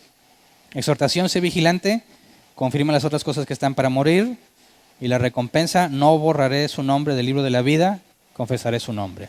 Ahora, cuando dice, al que venza, no borraré su nombre del libro de la vida, ¿es una amenaza o es una promesa? Muchos dicen aquí, ya ves Hernán, sí me puede borrar. Si no, no hubiera dicho eso, ¿verdad? ¿Qué opinas? Volviendo a la omnisciencia y a la omnipotencia, si Dios te escribió, ¿te va a borrar? Sería imposible bajo esos argumentos. Entonces, ¿es una implicación de que te va a borrar? No. Si leemos con cuidado es el que venciere. ¿Quién es el que vence al mundo? El que nació de nuevo, ¿verdad? No borraré su nombre de la vida. del libro de la vida. ¿Es una amenaza o es una promesa? Es una promesa que me da certeza de que si yo nací de nuevo, nada me va a quitar de ese libro. ¿Verdad? No es una amenaza, es una promesa de certeza. No borrará mi nombre del libro de la vida si yo venzo. ¿Qué se requiere para vencer? Que Dios te haya hecho nacer de nuevo. Filadelfia, versículos 7 al 13. Escribe el ángel de la iglesia en Filadelfia, eso dice el santo, el verdadero, el que tiene la llave de David, el que abre y ninguno cierra, y cierra y ninguno abre. Yo conozco tus obras, he aquí he puesto delante de ti una puerta abierta, la cual nadie puede cerrar, porque aunque tienes poca fuerza, has guardado mi palabra y no has negado mi nombre. He aquí yo entrego de la sinagoga de Satanás a los que se dicen ser judíos y no lo son, sino que mienten. He aquí yo haré que vengan y se postren a tus pies y reconozcan que yo te he amado. Por cuanto has guardado la palabra de mi paciencia, yo también te guardaré de la hora de la prueba que ha de venir sobre el mundo entero para probar a los que moran sobre la tierra. He aquí yo vengo pronto, retén lo que tienes para que ninguno tome tu corona. Al que venciere, yo le haré columna en el templo de mi Dios y nunca más saldrá de allí. Y escribiré sobre él el nombre de mi Dios y el nombre de la ciudad de mi Dios, la nueva Jerusalén, la cual desciende del cielo de mi Dios, y mi nombre nuevo. El que tiene oído, oiga lo que el Espíritu dice a las iglesias. Y bueno, aquí Juan nos adelanta cosas que nos va a explicar más adelante en el libro de Apocalipsis. Pero nos enfocamos en que en el caso de Filadelfia no hay ningún reproche contra ellos. Ningún reproche. No hay ninguna advertencia tampoco. Filadelfia se traduce como amor fraternal. Algunos lo conocen como, o lo identifican como la era misionera del siglo XIX, de 1798 a 1844, cuando hubo grandes avivamientos en muchas partes. Promete sacar a luz a los falsos judíos, otra vez les habla como sinagoga de Satanás, pero dice que les va a hacer reconocer que yo te he amado. Eso implica que quizás va a haber una conversión para esos, ¿verdad? El hacerlos reconocer. Un dato interesante, cuando dice al que venciere, yo lo haré columna en el templo de mi Dios, resulta que históricamente la ciudad de Filadelfia sufría de terremotos. Entonces, cuando Jesús les promete hacerlos columna en el templo, puede hacer referencia a estabilidad, seguridad, que ellos, no sé quién de aquí ha experimentado estar en un terremoto, levante la mano. 1, 2, 3, 4, 5. Yo no lo he experimentado y no puedo más que imaginármelo, ¿verdad? Pero si tú lo has vivido y sabes lo indefenso que estás en esa situación, y que un edificio que en nuestro contexto vemos como algo fuerte e imponente, ante un terremoto pierde todo ese contexto, y Dios te dice, tú vas a ser una columna en el templo de Dios, algo que sostiene las cosas. Habla de un rol que más adelante veremos en el reino de Cristo, y habla de la estabilidad que una columna provee, ¿verdad? Para la gente de ese contexto histórico sería una imagen clara de lo que Dios les está prometiendo. Retén lo que tienes para que ninguno tome tu corona. Ya habíamos visto en las cartas de Juan y las cartas de Pablo que eso es referencia a la recompensa, a no perder recompensa. Y les dice que al que venza lo va a guardar de la prueba que ha de venir sobre el mundo entero. ¿Cuál es esa prueba? Tenemos dos opciones. Algo que les pasó a ellos en ese tiempo o algo que va a suceder, y que este mensaje es genérico a las iglesias. Pero más adelante lo resolveremos. Por último, iglesia Laodicea, versículo 14 al 22. Escribe el ángel de la iglesia en Laodicea, he aquí el amén, el testigo fiel y el verdadero, el principio de la creación de Dios dice esto: yo conozco tus obras, que no eres frío ni caliente. Ojalá fueses frío o caliente. Pero por cuanto eres tibio y no frío ni caliente, te vomitaré de mi boca. Porque tú dices, yo soy rico y me he enriquecido y de ninguna cosa tengo necesidad, y no sabes que tú eres un desventurado, miserable, pobre, ciego y desnudo. Por tanto, yo te aconsejo que de mí compres oro refinado en fuego para que seas rico, y vestiduras blancas para vestirte, y que no se descubra la vergüenza de tu desnudez, y unge tus ojos con colirio para que veas. Yo reprendo y castigo a todos los que amo. Sé pues celoso y arrepiéntete. He aquí, yo estoy a la puerta y llamo. Si alguno oye mi voz y abre la puerta, entraré a él y cenaré con él y él conmigo. Al que venciere, le daré que se siente conmigo en mi trono, así como yo he vencido y me he sentado con mi Padre en su trono. El que tiene oído, oiga lo que el Espíritu dice a las iglesias. Y bueno, yo creo que aquí todos pueden notar un versículo muy famoso para el evangelismo, ¿verdad? Bueno, la iglesia de Laodicea también pertenece a Roma, al Imperio Romano, y lo interesante es que aquí nadie está sufriendo. ¿Cómo? Todos los demás están sufriendo, estos no. Si se está persiguiendo a los cristianos y estos son cristianos, ¿por qué ellos no están sufriendo? ¿Por qué no están en tribulación? La palabra Laodicea está compuesta por laos y diké. Laos es gente y diké es juicio. Es la gente del juicio, el pueblo del juicio. Y según el historicismo es desde 1844 hasta que Jesús venga a juzgar el mundo. Eso implicaría que si el historicismo tiene razón, ¿a qué iglesia pertenecemos nosotros? A la Odisea. Según, ¿verdad? Según esa perspectiva. Y es una iglesia, o la considera tibia. Y aquí quiero dejar algo muy en claro, porque no sé si a ti como a mí te enseñaron que era un cristiano tibio. ¿Alguien sabe qué es eso? ¿O a alguien se lo enseñaron? El cristiano tibio es aquel que no es tan cristiano, ¿verdad? Pero sí es. Es aquellos que en la reunión de jóvenes el pastor decía, mira, pues de qué anden en el mundo, de que estén aquí, pues que estén aquí, algo se les va a pegar, ¿verdad? Son cristianos que dicen que son cristianos, pero los ves fumando o tomando, maldicientes, o simplemente no reflejan un comportamiento cristiano, aunque no fumen y no tomen. Y dices, bueno, es que son tibios. Bueno, ¿de dónde sacas la idea de que está tibio? Pues de aquí, de la iglesia de la Odisea. Por cuanto no eres frío ni caliente. O sea, dicen, los fríos son los mundanos, los calientes son los cristianos, y el tibio, pues micha y micha, ¿verdad? Es un poquito mundano y un poquito cristiano, ¿verdad? El asunto es que la Biblia dice que Jesús dijo que si no naces de nuevo, no puedes entrar al reino de los cielos. Y el que ha nacido de nuevo ya es una nueva criatura, las cosas viejas pasaron, todas son hechas nuevas. ¿Cómo es que tienes un poquito del mundo y un poquito de Dios? Si naciste de nuevo, no se puede. O no has nacido de nuevo, o ya naciste de nuevo, pero no puede haber un punto medio. ¿A qué se refiere entonces esto? Bueno, ya le he dicho que tengo muy mala letra y soy malo para dibujar, pero leí un artículo muy bueno, que se los recomiendo, que dice que las personas más inteligentes son las que tienen más fea letra. Soy una especie de genio entonces. Pero tenemos que a la Odisea, y quisiera que viéramos que en aquel entonces, quizás ya no se identifican las mismas ciudades ahorita, pero tenía esas dos ciudades, una que era Colosas y a otra que es Hierápolis. Y voy a agarrar otro color. La Odisea, supongamos que esta es la ciudad, la Odisea, no tenía fuentes de agua potable. Pero Hierápolis sí tenía, y en el caso de Colosas sí tenía.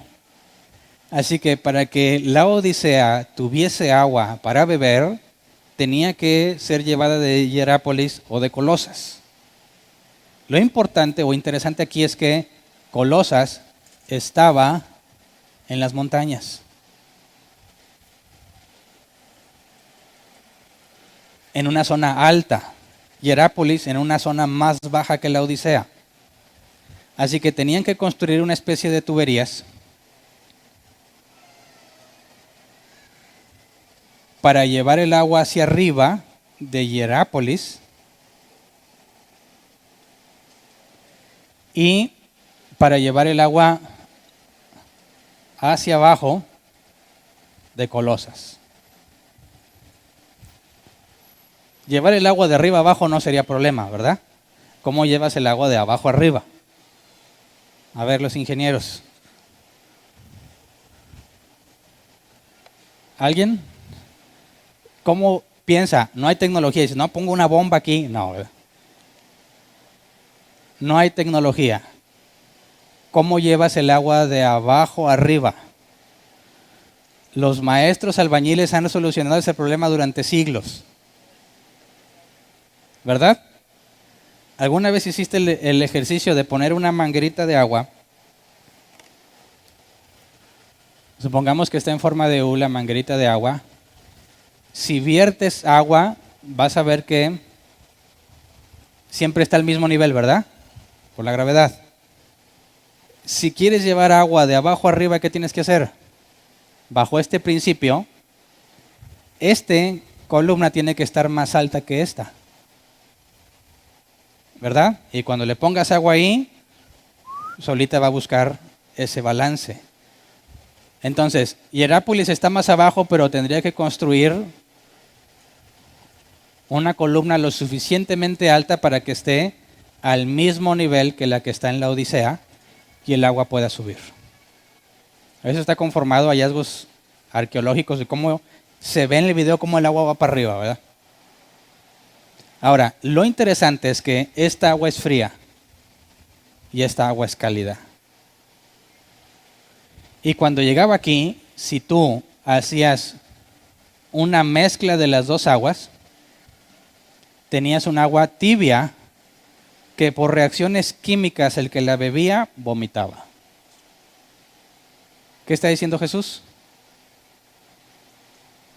O eres frío o eres caliente, porque si eres tibio, te vomitaré de mi boca. Cualquier persona que vivía aquí sabía que usa o agua fría o agua caliente, pero bajo ninguna circunstancia debía mezclarla. ¿Está hablándonos de cristianos carnales? No. ¿Verdad? Habla de la contaminación que estaban haciendo ellos al mezclar cosas de Dios y cosas del mundo y pretender vivir como si nada estuviera pasando. Ahora, es una iglesia rica, se ha enriquecido y por sus riquezas dijo, de nada tengo necesidad, ¿verdad? Y Dios le dice, lo que no sabes es que eres un desventurado, miserable, pobre, ciego y desnudo.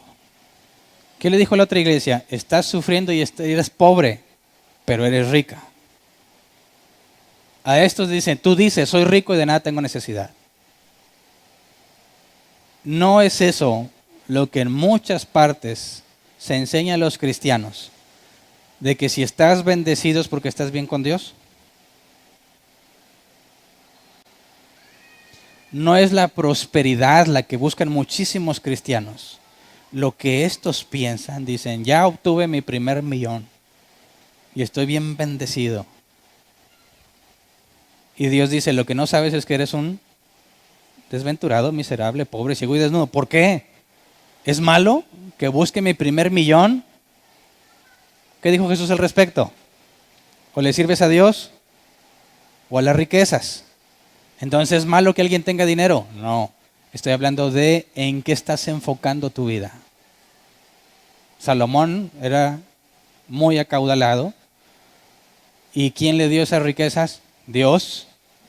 Por consecuencia no puede decir que la riqueza es mala. Pero ¿dónde está tu enfoque? ¿Conseguir dinero, una mejor casa, un mejor carro, una iglesia más bonita?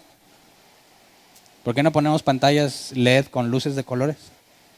¿Para qué? Pues para que se vea mejor. ¿Por qué no lo hacemos con excelencia?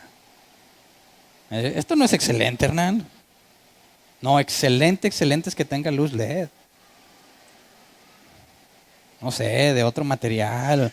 Ponle oro. Es para el rey. No estoy inventando, son cosas que yo he oído. Piensan que la riqueza es sinónimo de bendición. Entonces, ¿los narcotraficantes son los más bendecidos? ¿Los corruptos son los más bendecidos? ¿No? Aplica ese argumento al extremo y resulta un absurdo. Por eso, esta iglesia no está sufriendo. ¿Por qué? porque no hace lo que un cristiano debía de hacer. A mí me ha tocado que me dicen, Hernán, yo no tengo problemas con los cristianos. A mí nadie me anda acusando de falsa doctrina o enviado de Satanás. Seguramente estás haciendo algo malo.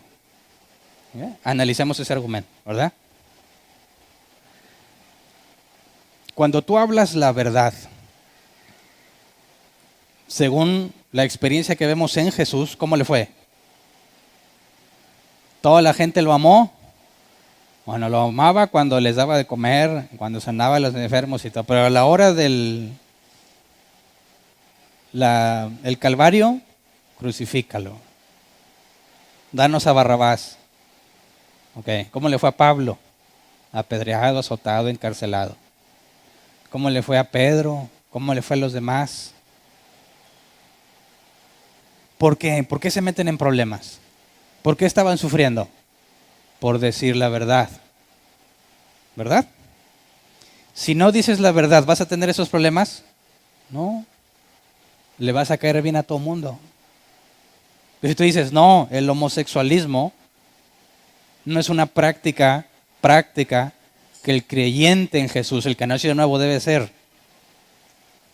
La iglesia no debe de reconocer el matrimonio homosexual como matrimonio, basado en la Escritura.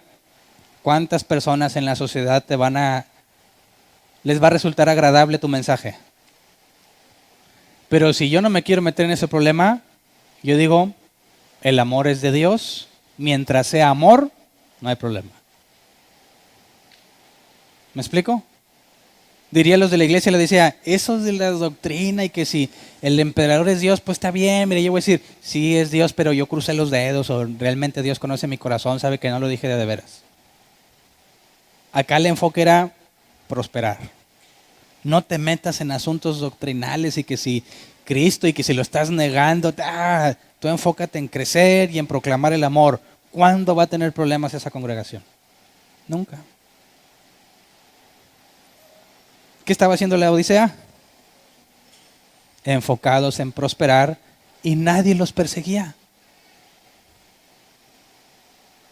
¿Qué es lo que Jesús les dice? Bueno, que consiga vestiduras blancas de él, ¿verdad? Se unja con colirio los ojos para que vea. Y que busque las riquezas que él da. Eso es lo verdaderamente importante. Y es muy importante ver cómo, supuestamente es una iglesia de Jesús, que en realidad es un desventurado, miserable, pobre, ciego y desnudo, que compre oro refinado para que sea verdaderamente rico, haciendo referencia a lo que solo Jesús puede dar. Y les dice, he aquí estoy a la puerta y llamo. ¿Verdad? ¿Qué significa eso? Jesús le está diciendo a la iglesia en la Odisea que le abran la puerta. ¿Por qué? Porque ellos, aunque aseguran ser cristianos, no están viviendo como cristianos. Nadie los persigue, nadie les dice nada porque no se meten a predicar la verdad.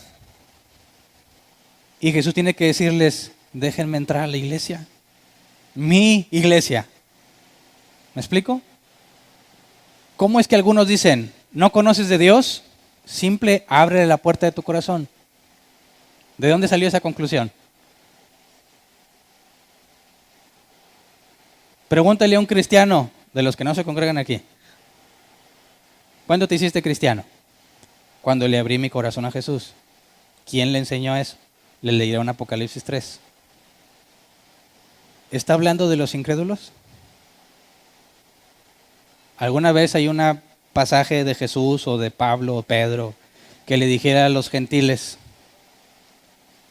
dejen a Dios entrar en su corazón, abren la puerta? Como un famoso predicador, ya se me olvidó el nombre, dijo en una reunión masiva en Estados Unidos, mucha gente de esos que buscan llegar a muchísima gente no convertida para convertirlos a Jesús supuestamente, y cuando llega la hora de la conversión tienen que hacer una oración de fe. Y este hombre les leyó Apocalipsis 3, específicamente la parte cuando dice que abras la puerta para que entren ellos. Y para tratar de dejarlo más claro les dijo, Imagínate que tú estás en la casa, ¿verdad? Que eres tú. Jesús está llamando a la puerta, dice, y afuera hace frío, y afuera llueve. Y Jesús tiene hambre y está cansado. Y te dice, ábreme para entrar. Dice, ¿no le vas a abrir la puerta al pobre Jesús? ¿Cuántos le van a abrir su corazón? Un montón de gente que le entregó su corazón a Dios. ¿Qué pensó el que hizo la decisión de abrir la puerta? Pobre Jesús, mojado, hambriento, cansado. Yo aquí en la casa estoy tan a gusto, ¿cómo no lo voy a dejar entrar? ¿Qué dice la Biblia? Que nosotros estamos muertos en nuestros delitos y pecados. Y que el Rey soberano vive. Y que para que puedas estar con Él necesitas renunciar a la inmundicia tuya. ¿Se parece? Todos esos miles de personas que hicieron una oración no son cristianos. Les hicieron pensar que son cristianos porque tuvieron compasión del pobre Jesús. No, este pasaje no tiene nada que ver con el evangelismo. Habla de una iglesia hipócrita que no busca la santidad, que no predique la verdad y solo se enfoca en la prosperidad. Dice, hey, yo soy la cabeza de la iglesia. Los reprendo porque los amo. ¿Cuántos estaban así?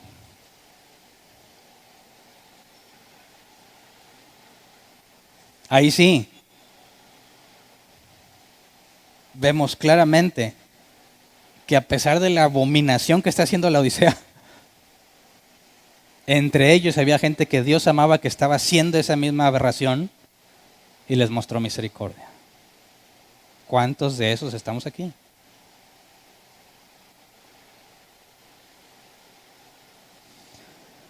Así que deja de predicar ese mensaje evangelístico de que la gente tenga que abrir su corazón. No es bíblico. Y si tienes la oportunidad de escuchar que a alguien se le está predicando el evangelio así, de la manera más respetuosa que puedas, haz la aclaración de que eso no está refiriéndose al incrédulo, sino a una iglesia que no vive en santidad. Te vas a meter en problemas, ¿verdad? Pero, ¿qué prefieres? ¿Qué prefieres? Y eso ya queda a tu criterio.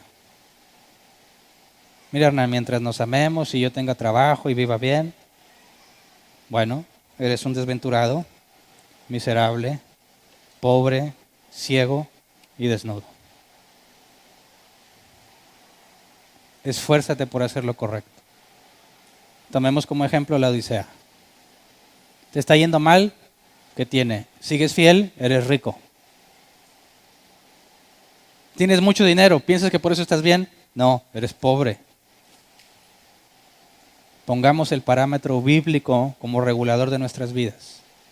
Y entendamos que en este mensaje a las 7 iglesias,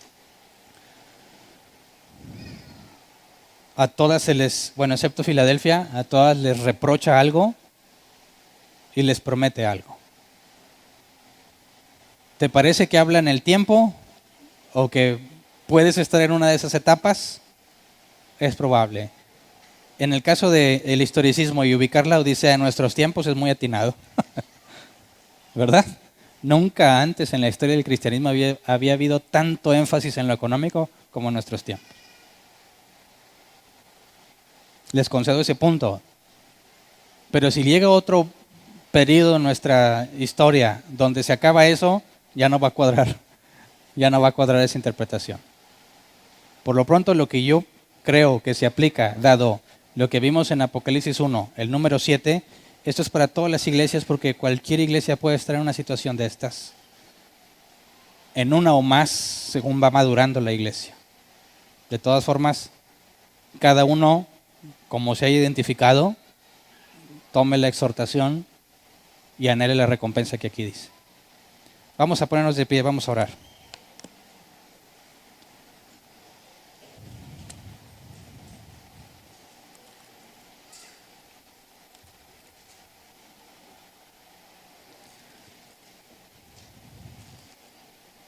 quisiera que te fueras a tu casa o a donde vayas con algo bien clavado en la mente. Independientemente de los problemas que vivas financieros, emocionales o de salud, que muchas veces los de salud o los financieros pueden ser causados por nosotros mismos. Hay veces en que no los puedes evitar. Hay unos que sí se pueden evitar, pero que te pido que no los evites, que son los conflictos por la verdad. Todos tenemos buenos amigos que tienen una doctrina muy errada, ¿verdad? Incluso familiares.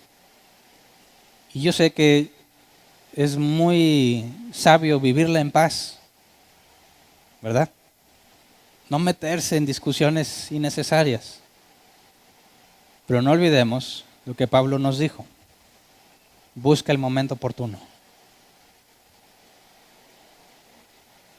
Muéstrales el amor de Cristo al tratar de hacerlos entender, como dijo Pablo, por si Dios les concede entenderlo. Sin olvidar que nuestra plática debe ser amena y de buen gusto. No te quedes callado ante la oportunidad. ¿Se van a molestar? Sí. ¿Les hablaste de buena forma y de buen gusto y como quiera se van a molestar? Sí. Pero no somos tan sabios como para saber si esa incomodidad puede ser usada por Dios para hacerlos entender. Tendrías que odiarlos con toda tu alma para tener la oportunidad de decirles la verdad y no hacerlo. Si se nos ha concedido misericordia, mostremos misericordia a los demás. Pero eso sí, no estoy haciendo un llamado a que salgas a pelear. No, sino que, como dijo Pedro, debes estar preparado para presentar defensa de la razón de la esperanza que hay en ti. Y esa preparación te va a llevar a aprovechar el momento oportuno cuando se presenta. Porque si se presenta el momento oportuno y le dices, mira, te voy a decir algo que todavía no estudio bien, pero no quiero dejar pasar la oportunidad, no lo hagas, porque lo que vas a decir seguramente está incompleto y lo vas a decir mal. Cuando pasa la oportunidad y no estuviste preparado, que te duela en el alma y que te pongas a estudiar. Ya no es por amor a ti, por amor al prójimo. Y entonces estás diciendo, ¿cuándo va a salir el momento oportuno? Porque tengo mucho que quiero decir. Y cuando salga el momento no va a estar, ay, como estamos chupando tranquilos. Ay, mejor no le digo nada. No. Sale el momento oportuno y dices, ándale, gracias Dios. Dame gracia para decirlo de la mejor manera. Y entonces le dices, y cuando tú estás preparado y tienes ganas de decirlo, tu cara es otra, ¿verdad? No de que, oye, pues es que está mal, está mal lo que haces. Y tu cara transmite lo que no debiera estar transmitiendo, ¿verdad? Miedo, angustia. No, alegría. Deberías estar alegre porque se te ha dado la oportunidad. Quizás Dios les conceda entender y los vas a ver caminando en la Escritura. Por favor, pónganse a estudiar. Pónganse a estudiar para que no dejen pasar ninguna oportunidad. ¿Tienes dudas? Pregunta. No te falta nada. Si no lo haces es por negligencia pura. Así que pidamos a Dios esto, conscientes de lo que puede implicar. Pidámosle a Dios que al tomar las exhortaciones que encontramos aquí, tomarlas para nosotros según la situación de cada uno de nosotros, nos lleve no a solo aprenderla a nosotros, sino a saber transmitirlas a otros. Para poder aprovechar cualquier momento oportuno que se presente. Vamos a orar, Señor. Quizás estamos muy cómodos como la iglesia de la Odisea. Quizás estamos muy cómodos con nuestras rutinas. Quizás vivimos la semana normalmente y sabemos que el domingo venimos a congregarnos. Quizás no nos metemos en problemas porque no nos interesa o porque hemos sido negligentes en el estudio de tu palabra. Pero eso nos hace vivir en paz. Eso nos hace vivir de una forma agradable, tranquila. Queremos pedirte en tu misericordia que no lo permitas. No nos permitas acomodarnos, Señor,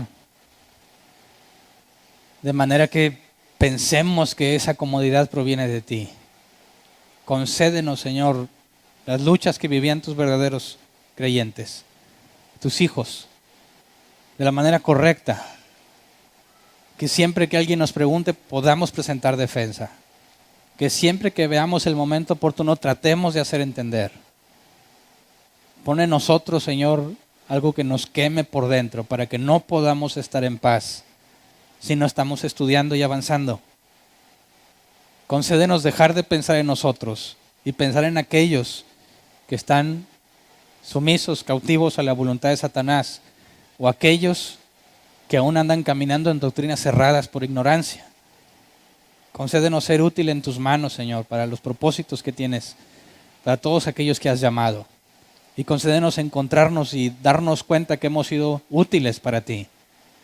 Que podamos ver a aquellos a quienes hablamos y les concediste entender entre nosotros, buscando la santidad, caminando en santidad.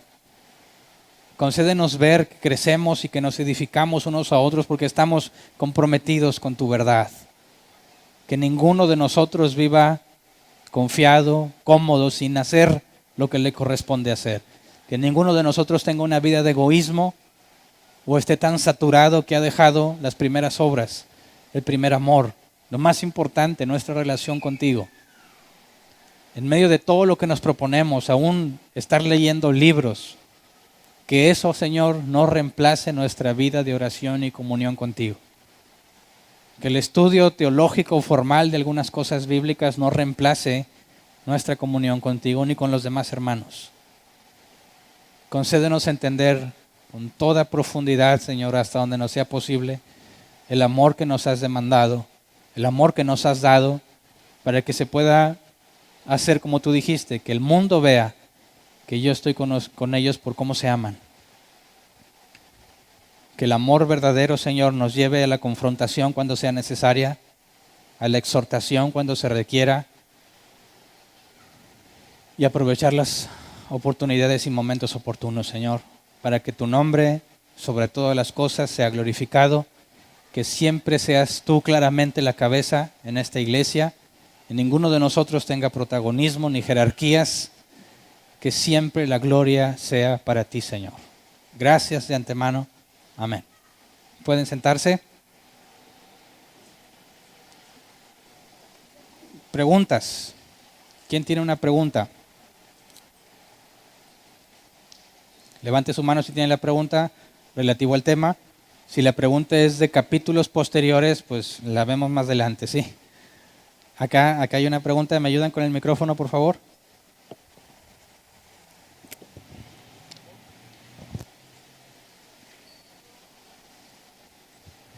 Buenas tardes. Buenas tardes. Una pregunta ahí, el término de la palabra iglesia, ¿cómo lo maneja Juan? ¿Como un lugar físico o como iglesia de Dios, cuerpo de Cristo? Bueno, en el griego eclesía habla de los que han sido apartados. Y en ese apartarse del mundo, la Biblia enseña que hay falsos y verdaderos. Entonces, en la palabra griega habla sobre la comunidad que se congrega. Que en nuestro contexto lo usamos también, la iglesia allá y la iglesia acá, aunque sabemos que la iglesia en sentido estricto es una sola, ¿verdad? El cuerpo de Cristo, pero en la palabra original podemos entenderla como una congregación geográfica. O sea, lo podemos tomar como que en las iglesias de aquel entonces como las de ahora hay trigo y cizaña. Claro. Ok, una segunda pregunta. En la iglesia de Esmirna se habla, bueno, el versículo 9 del capítulo 2. Yo conozco tus obras y tu tribulación y tu pobreza, pero tú eres rico. Ahí la pobreza, ¿en qué sentido se maneja? ¿Material o espiritual? Bueno, podría ser en cuestión de reputación, o vimos, o tendríamos que recordar las cartas de Juan y las de Judas, donde hablaba de que algunos habían perdido sus posesiones por causa de no querer reconocer a las deidades o doblegarse ante el emperador, y eso los llevaba a miseria, ¿verdad? Además de que la gente se burlaba de ellos. Entonces esa pobreza puede englobar desde el aspecto emocional del respeto que se perdía por parte de los demás y lo económico también. Lo pregunto y más que nada por el Sermón del Monte, que habla a los pobres se les dará gran recompensa. ¿Se refería también a eso de que ellos siendo pobres de espíritu por la tribulación que estaban pasando? ¿Podría ser eso? Es que si lo ligamos, la pobreza de la cual habla Jesús no era material, ¿verdad? Sino espiritual, en la humildad y en la vida de negación, por así decirlo. Acá en este contexto sabemos que la iglesia era perseguida y sabemos entonces que no solamente podría referirse a ese tema, sino también a lo que físicamente estaban experimentando. Bueno, una última. En la iglesia de Pérgamo, donde se habla de Balaam, en la de Teatira, en el versículo 20, pero tengo unas pocas cosas contra ti, que toleras que esa mujer Jezabel, que se dice profetiza, enseñe y seduzca a mis siervos a fornicar y a comer cosas sacrificadas a los ídolos.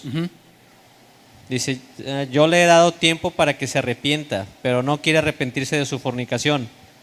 He aquí yo la arrojo en cama y en gran tribulación a los que con ella adulteran, si no se arrepienten de las obras de ella. O sea, le está pidiendo a los de la iglesia que se arrepientan de las obras de ella.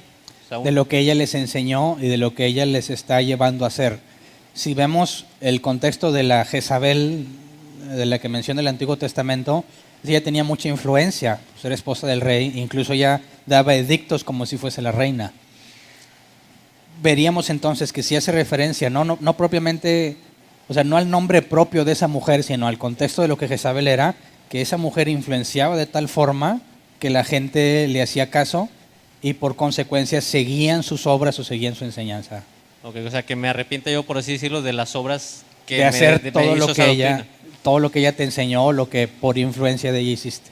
Ok, ya está. Gracias. ¿Alguien más?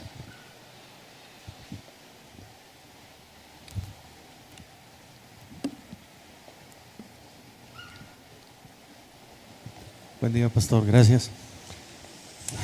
Gracias, pastor, porque nos hablas con la verdad y no suavizas la palabra de Dios. Pero ahí viene la primera pregunta. Dice el apóstol Juan, dice, yo estaba en el Espíritu, lo vimos en la sesión anterior. En el día del Señor. En el día del Señor, dice, pero yo estaba en el Espíritu. ¿Podríamos atrevernos a decir, pastor, que si no entendemos estas cosas que le fueron reveladas a un hombre llamado Juan, que estaba en el Espíritu, y como dice la Biblia, pues es un solo Espíritu, ¿verdad? Podríamos atrevernos a afirmar o a sugerir que quienes no entendamos las cosas que fueron reveladas a un hombre que estaba en el Espíritu, como dice el capítulo 1, es porque no tenemos el Espíritu. Por eso primero te daba gracias porque nos hablas con la verdad y no suavizas la palabra. O sea, ¿nos atreveríamos a decir eso? O sea, es una revelación espiritual a un hombre que estaba en el Espíritu. Y si no lo entiendes de la pared para allá, es porque no andas en el Espíritu. ¿verdad? Los de ahí para acá, sí. Ok, la primera. Pastor, refiriéndonos a las personas, que dice, escribe al ángel, pero luego lo hacemos personal y termina diciendo, el que tenga oído para oír, oiga lo que el Espíritu dice a las iglesias. Entonces se entiende, bueno, al menos yo lo entendí ya al final. Incluso, bueno, refiriéndonos a eso, a las personas a las que están dirigidas, al final de cada una dice, el que tiene oídos para oír, oiga lo que el Espíritu dice a las iglesias, o sea, no nada más los que estaban en una iban a hacer suyo eso. Haciendo mención a esa parte, ¿cómo podemos entender cuando dice, quitaré tu candelero de su lugar? O sea, ¿en qué sentido es tu candelero? O sea, si hemos entendido que la iglesia es, que los candeleros eran las iglesias, ¿por qué dice tu candelero? Y también en cuanto a las recompensas, por así decirlo, bueno, a ti te daré comer del árbol de la vida, a ti te daré una piedrecita y a ti te daré esto. O sea, quiere decir que al que no le dijo que le iba a dar de comer del árbol de la vida, pues a él no iba a alcanzar eso, y lo que cada uno, o sea, que si era particular de cada uno de ellos o no, en el sentido de las personas. La tercera, pastor, refiriéndonos a las doctrinas de la gracia. Las exhortaciones que se mencionan aquí, en cada una de ellas, incluso se menciona en la mayoría de ellas, dice, arrepiéntete si te arrepientes y si te arrepintieras, ¿verdad? Según lo que he entendido es, si trato de que empate con las doctrinas de la gracia, incluso lo que le dice al mismo apóstol Pedro, ya lo voy a decir con el hermano porque ya se me quedó viendo muy raro, lo que le dice el hermano al apóstol Pedro, que dice, mas yo he rogado por ti para que tu fe no falte, usando la misma retórica que a veces utilizas, pastor. O sea, el Dios todopoderoso, el Dios que todo lo sabe, o sea, no sabía que a Pedro le iba a faltar fe, como que me equivoqué y le di menos fe de la que iba a ocupar, entonces voy a rogar para que no te falte tu fe. ¿Cómo podemos entender ese pasaje? Y la última, pastor, en el amor de Cristo te lo digo, tú lo dijiste, no somos sabios, claro, no somos Dios. Estoy completamente de acuerdo contigo, pastor, en cuanto a eso de que Dios está a la puerta de tu corazón y tocas. Estoy de acuerdo contigo. Pero de ahí atrevernos a decir, pastor, que en un evento multitudinario, llegar a decir que por gracia de Dios, como creo que te alcancé a escuchar que dijiste, o sea, de todos esos ninguno es cristiano, ¿no te parece un poco arriesgado, pastor, llegar a decir eso? O sea, como que Dios en su misericordia y por gracia de Él, aun y cuando los predicadores lo hagan por ganancias deshonestas, lo que tú gustes y mandes, que estoy de acuerdo contigo. Digo, de ahí a llegarnos a atrever a decir, ninguno de esos 50,000 realmente Dios les concedió el nacer de nuevo. Gracias. Bueno, ya no me acuerdo de las otras, así que voy a empezar de la última. Cuando yo dije que aquellos que decidieron abrir su corazón para dejar entrar al pobre Jesús, ninguno de ellos es salvo, lo digo o parto de la Escritura, donde el Evangelio de Jesús y de Pablo, de todos, era arrepiéntete y humíllate ante la persona que Dios ha puesto para juzgar al mundo. Si el Evangelio está basado en la convicción de pecado que solamente el Espíritu Santo trae, para de ahí reconocer que requieres a un Salvador y que lo que recibas es por gracia, ese es el punto que todo verdadero creyente debe de partir: convicción de pecado, humillación ante Dios y reconocer la necesidad de un Salvador. Todo aquel que haya dicho, le voy a dejar entrar al pobre Jesús para que deje de estar con frío y todo, por consecuencia no puede haber nacido de Dios porque no está recibiendo el Evangelio de Cristo. Ahora, en cuanto a lo que comentas, pudiese ser que otra persona no sintió que debía dejar entrar a Jesús para que deje de sufrir, y en su corazón realmente tuvo convicción de pecado y se humilló ante Dios. Ese es un caso totalmente distinto al que yo estoy poniendo, ¿verdad? Al que dice, yo fui cristiano, ¿por qué? Porque lo dejé entrar. Al pobre Jesús no es cristiano, porque no tiene la verdad fundamental en él, en esa parte. La primera es la del espíritu, o sea que si no Sí. entendemos Apocalipsis, quiere decir que no somos espirituales, que no andamos en el espíritu como el apóstol No, Juan. ahí habría que aclarar. Por eso leí lo que Pablo decía, lo que dice el Espíritu se ha de discernir espiritualmente, ¿verdad? Si no, para ti es locura. Ahí hay grados, por ejemplo. En la predicación fundamental, lo que era el Evangelio, muchos tachaban de loco a Pablo, ¿verdad? La locura de la predicación de la cual mencionaba Pablo. Este tipo de doctrina de un libro que conlleva o requiere el conocimiento de muchas partes del Nuevo Testamento, pudiéramos encontrar el caso de que una persona que no ha profundizado en otras partes de la Escritura no logre entender muchas de las cosas que dice Apocalipsis. Pero eso no implica que en el proceso de santidad y crecimiento en el conocimiento de Dios vaya a entenderlo. Más bien lo que yo me refiero es que aquel que busca o simplemente le es locura todo lo que la Biblia dice, es imposible que entienda, como los que seguían a Jesús, que por más que les explicaba parábolas, y Jesús sabía que eran parábolas difíciles, para que por más que oigan no entiendan, vemos que hay una clara separación entre al que se le da la capacidad de entender y al que no. Pero no hablo de un entendimiento exhaustivo en un libro específico, porque todos vamos creciendo y nuestro nivel de ignorancia debe de ir siendo cada vez menos, pero siempre va a haber. Entonces no hablo de un conocimiento, entendimiento absoluto, sino de lo fundamental de la Escritura. Lo de tu candelero se refiere a que el ángel estaba en autoridad, por así decirlo, sobre esa iglesia. No. ¿O por qué dice tu candelero? Por eso mencionaba que en esa particular ciudad había tenido que ser reubicada por un crecimiento gradual del río. cuando habla de quitar tu candelero, no podría ser una amenaza de quitarle la salvación o de quitar la iglesia de ahí, sino que se entendiera bajo lo que ellos mismos han experimentado, qué pasa cuando eres negligente y gradualmente esa negligencia te va alcanzando hasta que tienes que volver a empezar de cero. Y mencionaba que Pablo y Juan les decían a quienes le escribían que si acaso su trabajo había sido en vano. Todo lo que ellos habían hecho por avanzar, su arduo trabajo y todo, al descuidar lo más fundamental, te puede llevar a un tropiezo muy grande que te lleve a empezar de cero. Y ahí está la referencia, posible referencia a quitar el candelero de su lugar, como la ciudad. Imagínate el proyecto para mover una ciudad a otro lugar donde tenías posesiones y muchas cosas.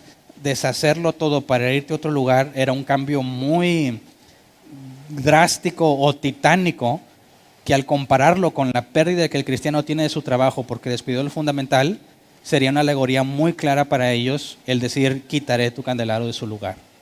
Los llamados al arrepentimiento y a Jesús rogando para que la fe de Pedro no faltara, como empatándolo con las doctrinas de la gracia. Ok, ahí tendríamos dos posibles factores. También Jesús dijo que el día y la hora nadie la sabe sino solo el Padre, ¿verdad? También la Biblia nos enseña que Jesús es nuestro intercesor, nuestro sumo sacerdote. Así que en cuanto a Jesús rogando por la fe de Pedro, hay distintos factores que se pueden manifestar. Número uno, su servicio sacerdotal, ¿verdad? Número dos, la intercesión por Pedro no es para tratar de convencer a Dios, sino un interés en Pedro.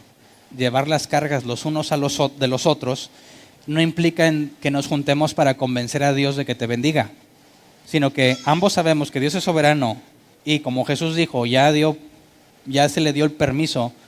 Entonces la intercesión no es para con Dios, sino para con Pedro, para que sea fortalecido, para que aprenda a resistir, porque sabemos que después niega a Jesús, llora y todo ese tipo de cosas. O sea, no se refiere a la fe salvadora, por así decirlo. No. Por eso no es para salvación. Está hablándole a Pedro del apoyo que le da y el interés que tiene en él. Y los llamados a arrepentimiento también se refieren a eso. O sea, no te dejes llevar, por así decirlo, por las obras malas de Jezabel, de Balaam, de todo ese tipo de cosas. No tanto para salvación. En esa parte puede haber personas que hayan estado, como vimos en las cartas de Juan y de Judas, que se están convenciendo o se están dejando llevar por la falsa doctrina y relajan su santidad y empiezan a cometer actos inmorales o impropios.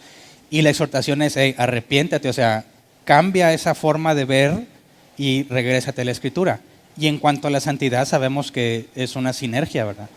Requiere nuestro esfuerzo, pero claramente la Biblia dice que tú no perseverarías si no tuvieras el Espíritu Santo.